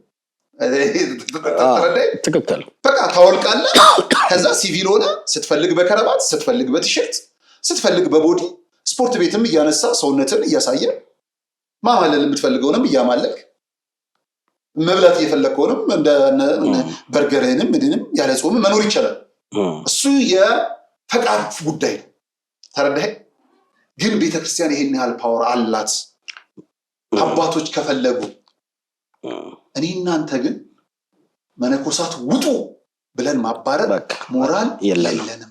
ይሄ ነው ዋናው ፖይንቱ። እናንተ ሞራል የለንም። በቃ ይሄ ነው። ለምን መሰለህ? ምንኩስናውን ካልፈለገ አንድ አባት አቶ ተብሎ እንደኔና እንዳንተ ተጋፍቶ ይኖራል።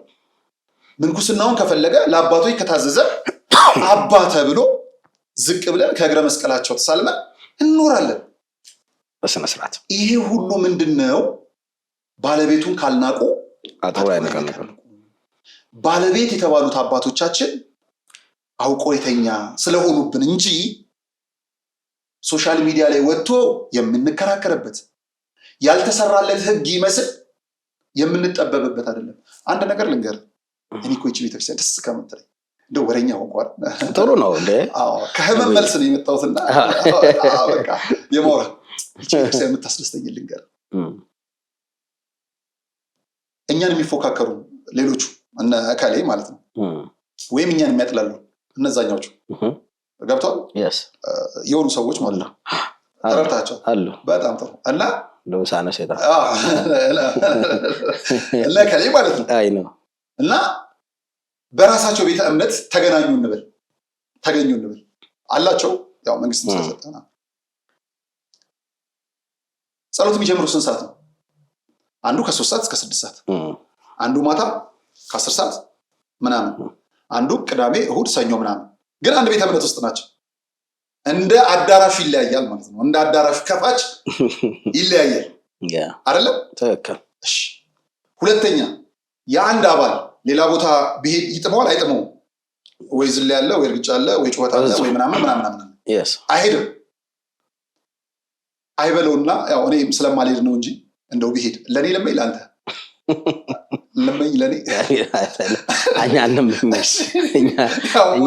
እኛ አንመኝ። ለምሳሌ ዛሬ ፕሮግራሙ የተቀረጸው በ23 ነው። ነገ ስለሚተላለፍ በ24 ሰማዕቱ ነው አይደል? እኔ ደብረ ፀሐይ ሳለው ቅዱስ ጊዮርጊስ ልጅ ነኝ። ጠዋት 11 ሰዓት ደብረ ፀሐይ ቢሄድ ምንድነው የማገኘው? ኪዳን ነው። ቤተክርስቲያን አህቲ ናት፣ አንድ ነው። ከዛስ ሰሚት ጊዮርጊስ ቤድስ በቃው ነው፣ ኪዳን ላይ ነው የምደርስ። ጃቲ ኪዳነ ምሕረት ቤድስ ኪዳነ ምሕረት ላይ ኪዳን ላይ ነው። እንጦጦ ኪዳነ ምሕረት ቤድስ ኪዳን ላይ ነው። በዓለም ደረጃ አሜሪካን በኢትዮጵያ ቅዳሴያችን አንድ ነው። አውሮፓ ቢሄድ ምስባካችን አንድ ነው። የሰዓት ልዩነት ይኖረናል እንጂ ከውጪዎቹ ጋር ስርዓታችን አንድ ነው። አሃዱ ተብሎ ነው የሚጀምረው፣ እቱ ተብሎ ነው የሚዘገው። ለምሳሌ አሁን ሰኔ 21 እመቤታችን ክብረ በዓል ነበር። ቅዳሴ ምንድን ነው የተቀደሰው? ቅዳሴ ማርያም ነው። አለቀ። በዓለም ሙሉ የሚቀደሰው ቅዳሴ ማርያም ነው። አሜሪካም ሲል እግዚኦ ነው የሚባለው። በቃ ዘሴም ነው። ምንም ቤተክርስቲያን አሐቲ ናት የምትባለው በዚህ ነው። አንድ ናት በቃ። ስለዚህ ድንቅ ናት፣ መዋቅር አላት። ውዳሴ ማርያም እንጸልይ ብለን አትብ ገጽዬ ብለን ነው የምንጀምረው። ሌላ ነገር የለውም። ጸሎት ሃይማኖት ብንል ዳዊቱ ቢከፋፈል ሌላው ቤተክርስቲያን አይደለም አማኙ በየቤቱ የሰኞን የማክሰኞን ውዳሴ ማርያም አንድ ነው። የተሰራ ላይ ነው የምትመጣው። የምትሰራት ነገር የለችም። 100% ወደ ኢትዮጵያ ኦርቶዶክስ ተዋሕዶ ቤተክርስቲያን መጥተህ መስራት ከቻልክ እኮ በሩ ክፍት ነው። ግን ለመስራት የተሰራውን ማየት አለብህ አይደል? የጎደለውን አይደል የምትሰራው? እመነኝ፣ አንድ ህፃን ልጅ ወደ ምድር እንደተወለደ ደቂቃ ጥበብ ተሰጥቶት የኢትዮጵያ ተዋሕዶ ቤተክርስቲያን ኦርቶዶክስ ተዋሕዶ ቤተክርስቲያን ስርዓት እስከ እድሜ እርጅና ድረስ መርመራትና በመጨረሻ ላይ አድሳት ተብሎ እድል ቢሰጠው የተሰራችውን ቤተክርስቲያን ሳያውቅ ዘመኑ ፍጻሜው ይደርሳል እንጂ ለማደስ የሚሰራው ነገር የለም። ገባ? አልቋል። ስርዓቷን ሲመረምር ይኖራል እንጂ ያልፋል እንጂ ሊመረምር ለአዲስ ሊያመጣ የሚችለው ነገር የለም። ግንስ እዚህ ቤተክርስቲያን ውስጥ መተን እኔ እናንተ መሰሉ በጠበጥናት። እኛስ አልበጠበጥንም። የውስጣችንን አንጀት አሁንም መልካም የሚመስለን ለእኛ እናውራ እንጂ በሌላው ጎኑ ደግሞ በእኛ የሚበጠበጣል። ኦኬ፣ ባለፈም ስራችን ሊሆን ይችላል። ያመኛል። አሁን ላይ ዳኒ፣ አሁን ከዚህ በኋላ የምንሰራቸው ፕሮግራሞች ልክ እንዳልኩ የትላንት ስህተቶቻችን ለማረም የምንችልባቸው እንጂ እንደ ትላንትናው የምንጮህበት። ትላንትና እኮ ቤተክርስቲያን አባቶቻችን በደንብ እንናገር ነበር። ጳጳሳቱ ለምን ጀግና ነበሩ። ጥቂት ነገር አይፈረክሳቸውም ለመስማትም ለምንም እድልም። አሁን ግን የኛ ጩኸት ተጨምሮባቸው ድንጉጥ ሆነውብን እንዲወናበዱ አንፈልግም። አጀንዳ እንዲመራቸው አንፈልግም። የልጅነት ጥያቄ ነበር የምንጠይቀው፣ የፖለቲካ ጥያቄ ተቀላቅሎበታል። ራስ ምታት አንሆናቸውም። አሁን እንደ ትላንትናው አንጠይቃቸውም፣ አናወራቸው። ብንችል እናግዛቸዋለን። ብንችል አቅም የለንም እንጂ አባቶቻችን የማገዝ መነኮሳቱን፣ ዲያቆናቱን፣ ካህናቱን፣ ምእመኑን የማገዝ አቅም የለንም እንጂ በቤተክርስቲያን በፈረሰው ጎን ቆመን እንዋጋለን እንጂ ሌላ ሸክም አንሆንም። እንዲሆኑ ምናምን አንልም። ትላንት ስለሚችሉ ነበር። አሁን ሁሉ ተባብሮ ተጠራርጎ መጥቶባቸዋል እንደ ጎርፍ ያልፋል። የወንዝ ዳር ቄጤማ መሆን ግን ምርጥ ነው። የወንዝ ዳር ቄጤማ ምርጥ ናት። አትታይም? ታምራለች። ቄጤማ ስታያት አቅም የላትም። ጎርፍ ስትመጣ ከጎርፉ ጋር ነው የምትተኛ። ጎርፉን በላዩ ላይ ታስተላልፋለች። ጎርፉ ሲያልፍ ተመልሳ ቀና ትላለች። ቀላ የምንልበት ቀን አለ። እመነኝ 100% እኔ አምናለሁ ነጉዬ። እስኪ በዚሁ አያይዘን ነጉ፣ አሁን እንዳልከው ነው እኛም እያልን ያለ ነው። ማንም ሰው ወጥቶ አይናገር ከከተማ ውጡልን እናንተ እንዲህ ናችሁ የሚለውን ትተን ቤተክርስቲያን የምትመራበት የራሱ የሆነ መዋቅር አላት። በተለይ ደግሞ የቤተክርስቲያን የበላይ የምንለው ቅዱስ ሲኖዶስ ነው። ቅዱስ ሲኖዶስ ምን ይላል የሚለውን ነገር መስማት መቻል አለብን። ካልሆነ ግን ሁላችንም ተነስተን እንደፈለግነው የምንናገር ከሆነ አደጋ አለው። ይሄን ደግሞ የሚመልስ ነገር አንተ ይዘህልን መጣ። እግዚአብሔር ይስጥ። በጣም ትልቅ ነገር ነው። አሁን ይሄ በአፄ ኃይለ ሥላሴ ዘመን የነበረ ነው። በደርግ ሰዓት ምን ነበረ? ገብቷል? ከዛ በኋላስ በኢህአዴግ ጊዜ ምን ነበረ? አሁንስ ምንድን ያለው? ሲኖዶሱ ደግሞ በዚህ ጉዳይ ላይ ምን ሰጠ? ለምንስ ተወ? ገብቷል? አንደኛ ነጉዬ ቅድም እንመጣበታለን ስላልከኝ ነው። እነዚህ ሶስት አባቶች ቅድም የተነሱ አባቶች ምንድን ነው የሚሰሩት? ምን በጎ ነገር አላቸው? በተለይ መነኮሳቱ ምን እየሰራ ነው? ምን ጥሩ ነገር አለ ብለው እዚህ እንምጣ። እዚህ ላይ ደግሞ ይዘነው በማር ሊያዝና አንድ ነገር አርሜህ ሊዳ በኃይለ ሥላሴ ጊዜ ነው የተነሳው። በደርግ ጊዜ ምንድን ነበረ? በኢህአዴግ ጊዜ ምንድን ነው? አሁን በብልጽግና ጊዜ ምንድን ነው ያልከው? በወቅት መፈራረቅ ውስጥ የማትፈራረቅ ቤተክርስቲያን አንዲት የሆነች ናት። የከበሩ አባቶቻችን ትላንት የወሰኑት ውሳኔ ዛሬ የሚገዛል። ለምን መሰለ? ይሄ ዶግማ አይደለማ። ቀኖና ዶግማ ስላልሆነ ይሄ ዶግማ ስላልሆነ በየዘመኑ የሚሻሻል የሚቀየር የሚለወጥ ነገር አለ። አንድ ይሄን አንተም ያዝልኝ። ምንም ጥርጥር የለውም። መልካም ከሆነ እንደ ዶግማ ወስደነው ብንመጣ ምን ችግር አለበት? ይሄንን መልካም ያው ምንድነው ዶግማ? ቤተክርስቲያን ቀኖና ዶግማ ምን ነው? ያው ሌላ አስተምሮት አለው። ዶግማ ልናደርገው አንችልም። ዶግማ ወስደን ያልኩ አሁን ምንም እኮ እንደ ዶግማ እኮ በልባችን የጻፍናቸው ጉዳዮች አሉ። ገባ? ባልተጻፈ ህግ የምንመራባቸው አሉ። ተረዳኸኝ? ትክክል ነብይ። ለምሳሌ ሰው ከውጪ ሲመጣ ምንድነው ኖር ብለን እንነሳለን። ምን ይሄ እኮ እንደ ዶግማ እኮ በልባችን ውስጥ ይዘነው ትክክል ሐሳብ ሆኖ አይደለም። ገባ? ተረድቻለሁ። እንዲህ አይነት ውሳኔዎች ቤተክርስቲያንን ከጠቀመ እንመርምረው እኮ ነው ያልኩት። ምናልባት አሁን ይሄንን የሚያውቁ አባቶች እንጋብዛለን እናመጣለን። ግን ተብሏል ከፈቀዱ ሁለት አካላት ከፈቀዱ መሆን ይችላል። ካልፈቀዱስ አልሆነም። ይሄው ትክክል አልሆነም። ግን ቅዱስ ሲኖዶሱ አሁንም ይሄንን ውሳኔ ለማስፈጸም ድጋሜ ተወያይቶበት ካጸደቀው የአሁን መንግስት ከተቀበለ አክሰፕት ይደረጋል 100%። እኔ እሱን እኮ ነው የምልህ። ከዛስ በዚህ ሂደት ውስጥ ግን መነኮሳት አንችልም ማለት አይችሉም። ትክክል። ለምን? የፈቃድ ነው። እንችላለን ያሉት ወደ ገዳም ይመለሳሉ። አንችልም ያሉትስ አስኬማዋን አውልቀው አቶ ሆነው ይኖራሉ። ትክክል። ተረዳኸኝ? 100% ያደረጉም የምናውቃቸው አሉ። ሲፈለግ ማለት ነው ሲፈለግ። ግን እኔ ግን አንድ የምነግርህ ነገር ቤተክርስቲያን ይህንን ውሳኔ ብትወስን 100% እግዚአብሔር በምንኩስና ህይወት ውስጥ ያሉ አባቶቻችን ለአንድ ደቂቃ እምቢ የሚሉ አሉ ብዬ አላስብም። በልባቸው ክፋት የተጠናወተ ዓለማዊነት የወረራቸው ይሄ ጊዜ ያስወደቃቸው ካልሆኑ በቀር በትክክለኛ ለምንኩስናው የመጡ እምቢ ይላሉ ብዬ አላስብም። ትክክል። ገባ? ይሄ በቃ የቤተክርስቲያኑ አንተን ነው። ይሄ በፈለግ ያለ መፈለግ ነው እንጂ 100% እኔ እናንተ አሁን ላይ ምንኩስናውን በራሱ እኮ እንትን ማግኛ ነው፣ ሀብት ማግኛ ነው። በአንዳንዶቹ በሁሉ በአንዳንዶቹ አሁን ጀነራሊ ለየትኛው ሀብት ነው ዋናው ነገር? እስቲ በጣም ለጸሎት የወደቁና ለእግዚአብሔር የታገቱ ሰማያዊ መንግስት ከዛ በላይ ሀብት አለ 100%። ለዛ ሀብት ነው አንደኛው የሚዋደቁት የምንኩስና የትኛው ሀብት የሚለው ነው ግን መለየት ከሀብት በላይ። ጥቂቶች ደግሞ የተወሰኑት የምናውቃቸው የሰው በደል መቁጠር ስላልፈለግን እንጂ ከሌ አባ ከሌ ምናምን እያልን እኮ ማምጣት ማውራት እንችላለን።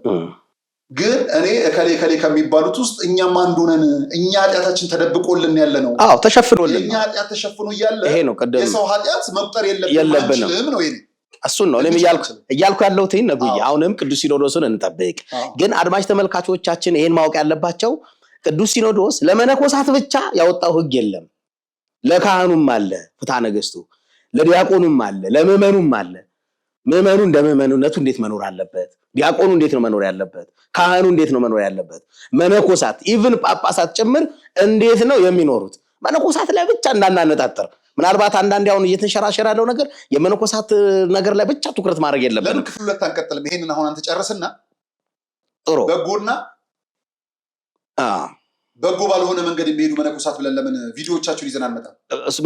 በጣም በደስታ የበጎ መነኮሳት መገለጫ ብለን መልካም እየሰሩ ያሉትን መነኮሳት እና ከካህናትም መልካም ይሰሩ አሉ። እሱ ለብቻ ሌላ የሀገሬ ሰው ነገርን ከስሩ ውሃን ከጥሩ ናም ይሌለ አሁን ነገርን በየፈርጁ እናርጋቸው። መነኮሳቱን ለብቻ ካህናቱ ስለማያልቁ ዲያቆናቱም ለብቻ ምዕመኑም ለብቻ እኔ እናንተም ለብቻ ሆነን እንምጣ። የኔ እናንተንም ደግሞ እስቲ በደንብ ኃጢአታችንን እናዘዝከካት እንናዘዝ። ስለዚህ ከስር ሊንክ ይላኩልን። ጥሩ በጎ መነኮሳት የምትሏቸው ይላኩልን። በሌላ መንገድ ደግሞ መታረም አሉ። መነኮሳትን ሊገልጡ አይችሉም፣ እኚህ ይመርመሩልን አይመስሉም ብላችሁ የምታስቧቸውንም ሊንክ ላኩልን። ብታዩት በጣም ያስኬዳል። ጥሩ አይደለም? ነጋሽ ሐሳቡ ይሄ ነው እኮ ዓላማው ምዕመንን ፕሮቴክት ማድረግ፣ ቤተክርስቲያኒቱን ማሻገር። የቴሌግራም ቁጥራችንን በ972080808 ላይ ይላኩልን። ድገመው ነጉዬ ፈጠቅ ቃል ነጋሽ ሚዲያ 972080808 እና 0934 97 69 97 በእነዚህ ቴሌግራም በቃ በጎና መደወል አይቻልም። አሁን መደወል አይቻልም፣ ከባድ ነው ጊዜው። ቴክስቱን ብቻ ደውሉልንና በጣም ጥሩ። ሁለት ነገሮችን እናንሳና እንቋጫው። በክፍል 2 እንመጣበታለን። አንደኛው የግብፅን መነኮሳትን እስኪ በከፊል እንየው። ምናልባት ነጉዬ ሄደ ከሆነ አላውቅም። እኔ በታሪክ ያነበብኩት አባቶች ያስተማሩትን ራሴ የምገነዘበው ማውቀው ነገር አለ። ግን እስኪ ቅድም ስም ስላነሳን ነው። አሁን ለምሳሌ እንደ ክቡር አባታችን ቆሞስ አባ ጸጋ ዘአብ እያነሳን ነበረ። እስኪ የተወሰነ ነገር እውነት በጎ የሆኑ መነኮሳትን ማንሳት መልካም ነው ብዬ አስባለሁ። ለምን? ትውልዱን ስለጠቀሙ። ሌሎችም አሉ፣ የደብረ አለቆች አሉ መነኮሳት ሆነው በጣም ወንጌል ላይ ስራ የሚሰሩ። እኔ እንኳንም ማቃቸው ከኔ ጋር አብረውኝ ያደጉ አባት አሁን የብፁዕ ቅዱስ አቡነ ማትያስ ልዩ ጸሐፊ ኃላፊ የሆኑት መልአከ ሕይወት ቆሞስ አባ ኃይለ ገብርኤል የአባታችን የአቡነ ቅዱስ አባታችን አቡነ ማትያስ ልዩ ጸሐፊ ማነው ጽሕፈት ቤት ኃላፊ የሆኑ በጣም በጎ አባት፣ በጣም ቅን አባት። እኔ ስለማቅ በቅርበት የሚገርም ሆቴል እንኳን ገብተው ምግብ አይመገቡ። እኔ ማቀውን ነው መነግር። እግዚአብሔር አብ ላይ አዲሱ ገበያን በእልቅና አስተዳድረዋል። እስኪ እግዚአብሔር አብ አካባቢ ያሉ ሰዎች ስለሳቸው ይናገሩ። እንዴት አድርገው የወንጌል አገልግሎት ሲያገለግሉ እንደነበሩ። ለቡ ምስራቀ ፀሐይ እዛም በእልቅና ገብርኤል ማለት ነው አገልግለዋል። እዛ ያሉ ሰዎች ይናገሩ እንዴት ወንጌል ላይ ስራ ሲሰሩ እንደነበር። ኢቭን ይሄ እልቅና ነው ያልኩ ስብከት ወንጌል አላፊ እያሉ ድሮ ሽሮ ሜዳ ስላሴ በሚደንቅ ሁኔታ ምንድነው የሚባለው በጥንቆላ ህይወት ያሉ ቃልቻ ምናምን ይባላል አይደል? እነሱን ሮብ ጉባኤ አስታውሳለሁ እየተመጣ ይቃጠል ነበር። እሳቸው ስብከት ወንጌል አላፊ በነበሩ ሰዓት እነ መምህር መጋቢያው ታሪኩ አበራ አሁን ውጭ ያለው ሌሎችም አገልጋይ እነ መምህር ምረትአብ አሰፋ እየመጡ በቃ የሚገርም የወንጌል ስራ ነው የሰሩት። አሁን እንዲህ አይነት መነኮሳት አባቶች እንዴት ዋጋ እንደሚከፍሉ ለተዋህዶ ነው መነግር። እኔ በአካል እሳቸው ያሉበት ቦታ ሄጄ ምሳ ሰዓት ደርሶ እግዚአብሔር በሚያውቀው እቺፍኝ የምታክል በመሳቃ እዛው ቢሮአቸው ነው ምሳ የሚመገቡት። ውጭ እንኳን ሆቴል እንኳን አይመገቡ። አየህ በጣም ብዙ በጎ ነገር የምናወራላቸው ብዙ አባቶች አሉ።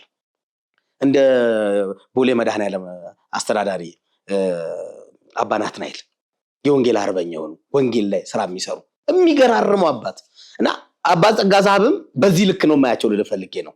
በጣም ትሁት አባት፣ ብዙ በጎ ነገር ያደረጉ አሁን ድረስ ጉባኤ ዘርግተው የሚያስተምሩ አባት ናቸው። አሁን እሳቸው ምንም አያውቁም፣ ምንም እንዲህ ዝም ብለው ነው የተናገሩት ማለት ራሱ አንችልም። ገብቷል? በቴዎሎጂ ትምህርት የተማሩ ናቸው። በቅዳሴው መምህርነት የሚያስተምሩ ናቸው። ዕውቀታቸው በጣም ጥልቅ የሆኑ አባት ናቸው። ኢቭን ደግሞ ሌላው ደግሞ መልአከ ኤዶም አባ ሪያቆስ ወጣቱ መነኩሴ የኛም በቅርብ የምናውቃቸው አባት በሚደንቅ ሁኔታ ይመስለኛል በደቡብ ኦሞ ወይም ሌላ ሀገር ላይ ሶሻል ሚዲያ ላይ ያየሁት ከሌላ እምነት ወደ ኦርቶዶክስ ሲያመጡ ሲያጠምቁ ወንጌል ሲሰብኩ ብዙ ነገር ሲያደርጉ ሶሻል ሚዲያ ላይ ይተላለፋል አባ ሪያቆስ። እና ብዙ መልካም በጎ የሚሰሩ መነኮሳት አባቶቻችን እዚህ በከተማ ውስጥ አሉ። አንዳንዶች እንደ ይሁዳ ያሉ አይጠፉም አሉ።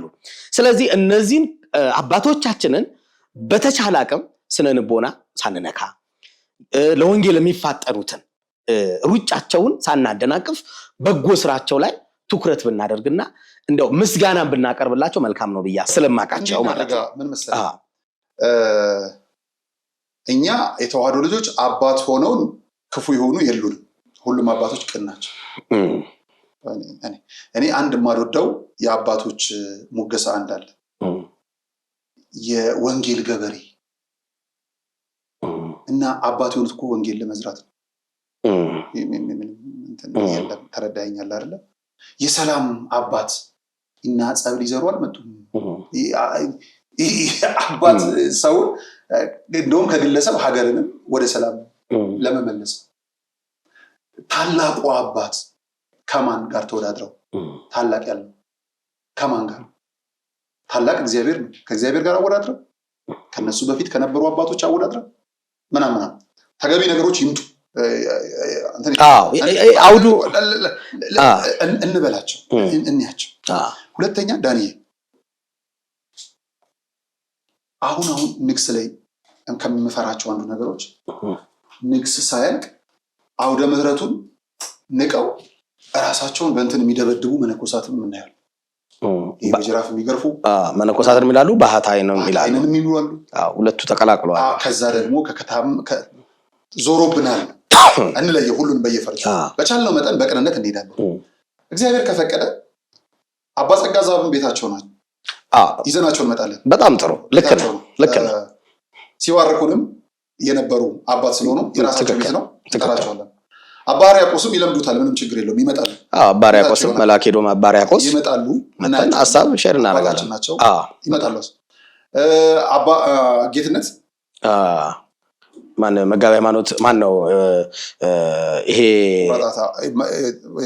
የቦሩ ሜዳው የቦሩ ሜዳው መምህር ሃይማኖትም እንደዚሁ ቤታቸው ልጃቸውም ጭምር ስለሆነ በዋናነት ተነሱ እንጂ እዚህ ላይ ሐሳብ መስጠት የሚፈልጉ በተለይ በቀናው መንገድ ሊወስዱን የሚፈልጉ መነኮሳትን ይዘን እንመጣለን። እንደ ደቡብ አፍሪካ ሙቭመንት መነኮሳት ይውጡልን የሚለው ሐሳብ ግን አናራምድም። የደቡብ አፍሪካ ዜጎቻችን ላይ የሚደረገው የምናየው እነሱ በዜጎቻችን እኛ በአባቶቻችን ላይ አንድ አይነት ጭካኔ አንጨክን። መሆንም የለበትም። እንደዛ ጭካኔ አንጨክን።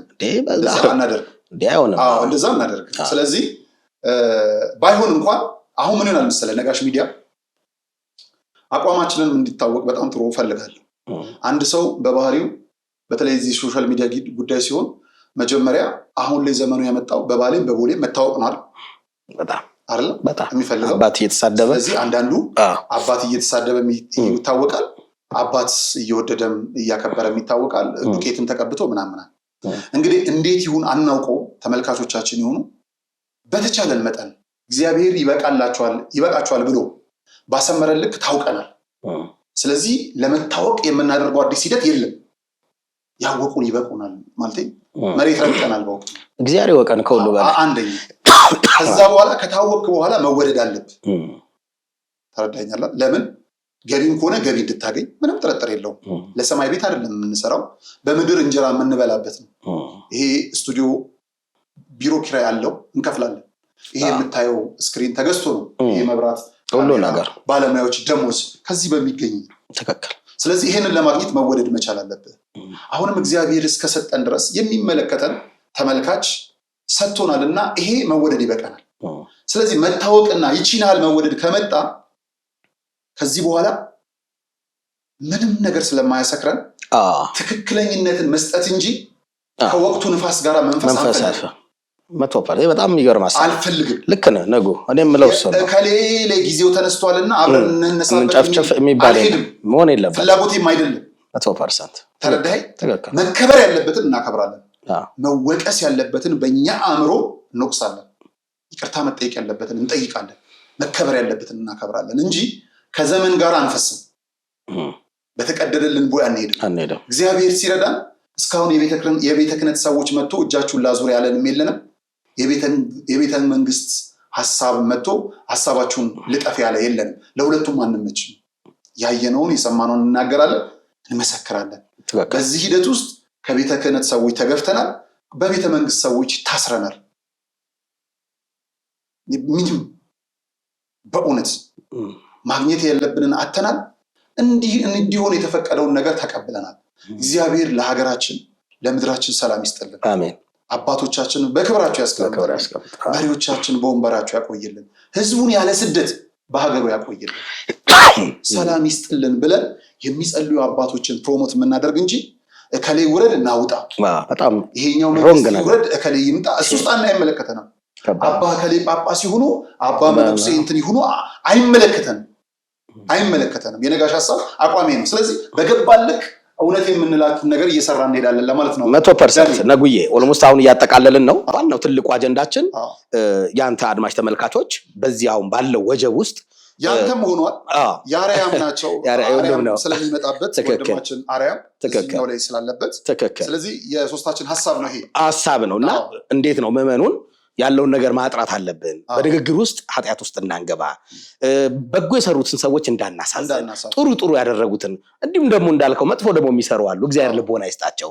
ቤተክርስቲያንን የሚያሰድቡ፣ ምንኩስናን የሚያሰድቡ፣ ካህናትን የሚያሰድቡ፣ ዲያቆናትን ደግሞ የሚያሰድቡ አሉ እና ስለዚህ ለአድማጭ ለተመልካቾቻችን ግልጽ የሆኑ ሀሳቦች ለማሳየት ነው።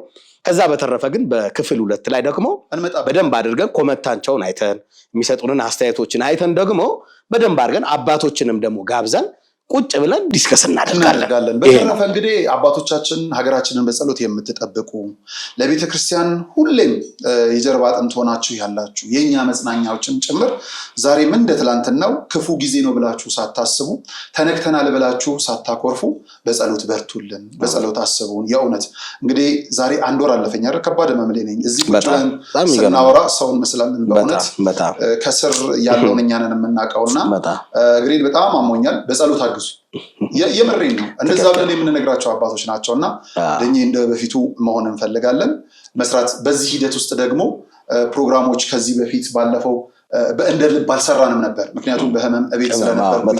በዚህ ሂደት ላይ በእውነት እግዚአብሔር እድሜ ከጤና ይስጥልኝ ባሴ በጣም ነው የማመሰግነው።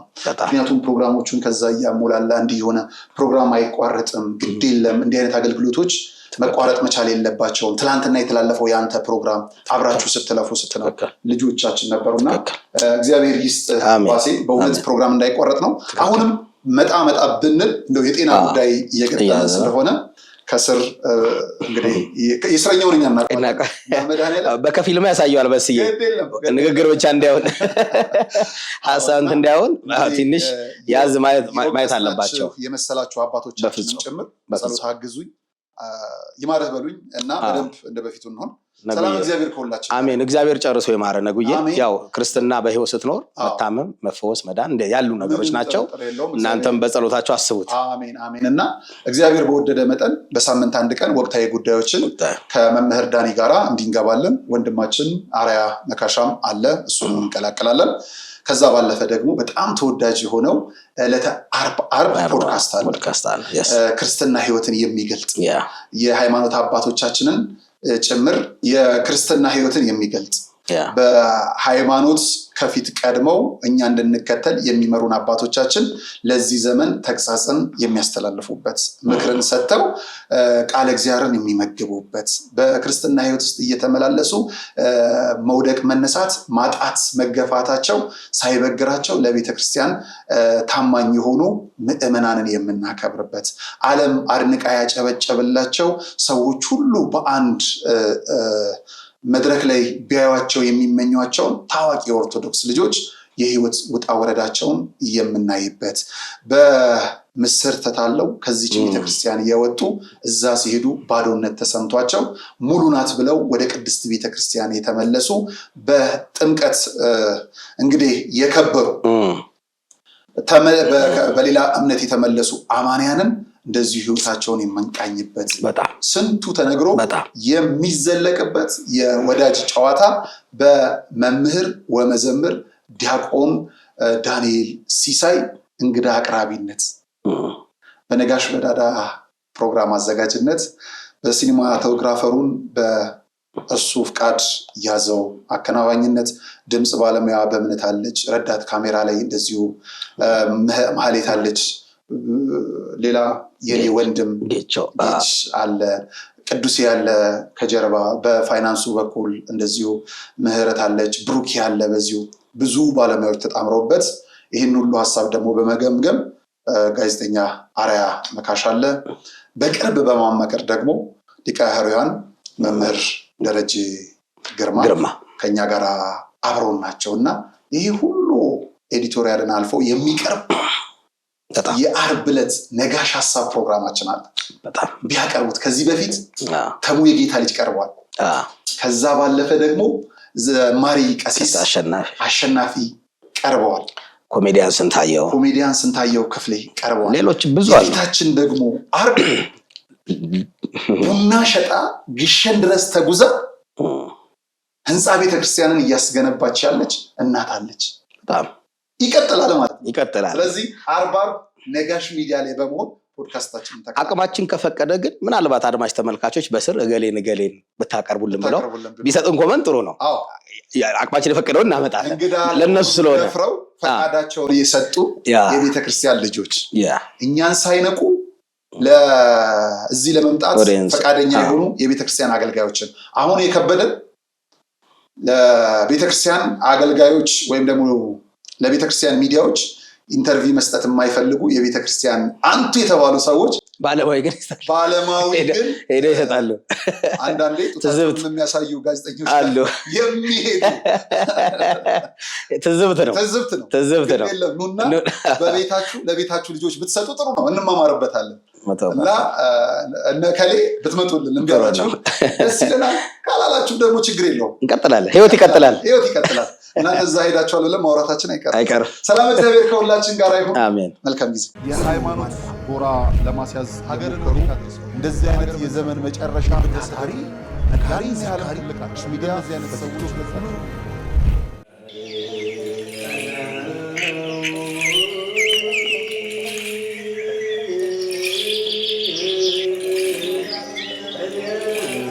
ሐዋርያት ጸጋ መንፈስ ቅዱስን ከተቀበሉ በኋላ ዓለምን ዕጣ ተጣጥለው ተከፋፍለው ዞረው ከማስተማራቸው አስቀድመው የሥራቸው መጀመሪያ ጾምን አድርገዋል። እናም ለሥራችን መጀመሪያ ለሕይወታችን ጉዞ ጾምን አስቀድመን በገዳም ያሉ አባቶቻችንን በማስታወስ በመባ በስጦታችን ምጽዋታችንን እናስከትል። የሞታንሳ ማር ቅዱስ ሚካኤል አንድነት ገዳም የአባቶቻችንን በዓት ልንጨርስ ጥቂት ቀርቶናልና አግዙን። ጾሙን የበረከት ጾም ያድርግልን። አሜን።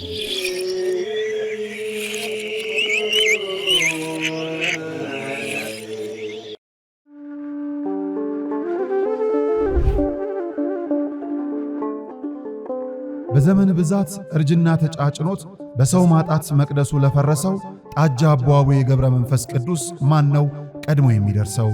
ምድሩ ለምለም ሀገሩ የጀግና ጦርነት ፈተነው እንጂ የማያውቅ ልመና።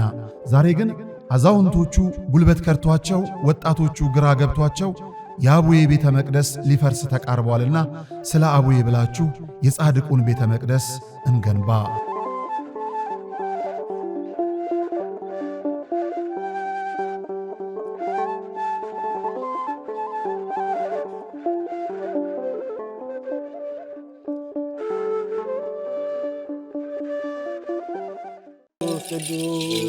በዚህም እግዚአብሔር አለ። አይገርምም? ሁሉ የሱ ስፍራ ነው። አሁን የምንገኘው በጅማ ሀገረ ስብከት ጎማ ወረዳ ሊሙ ደብረ ሰላም መድኃኔዓለም ነው። መምህር አድነው ያፈረሱት ቤተ ክርስቲያን ለአገልግሎት ቢመጡ አገልግሎቱን የሚመጥን አይደለም ሕንፃ ቤተ ክርስቲያኑ።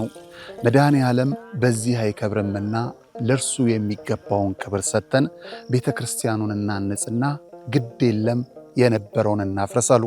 ማንን በማመን? መድኃኔዓለምን።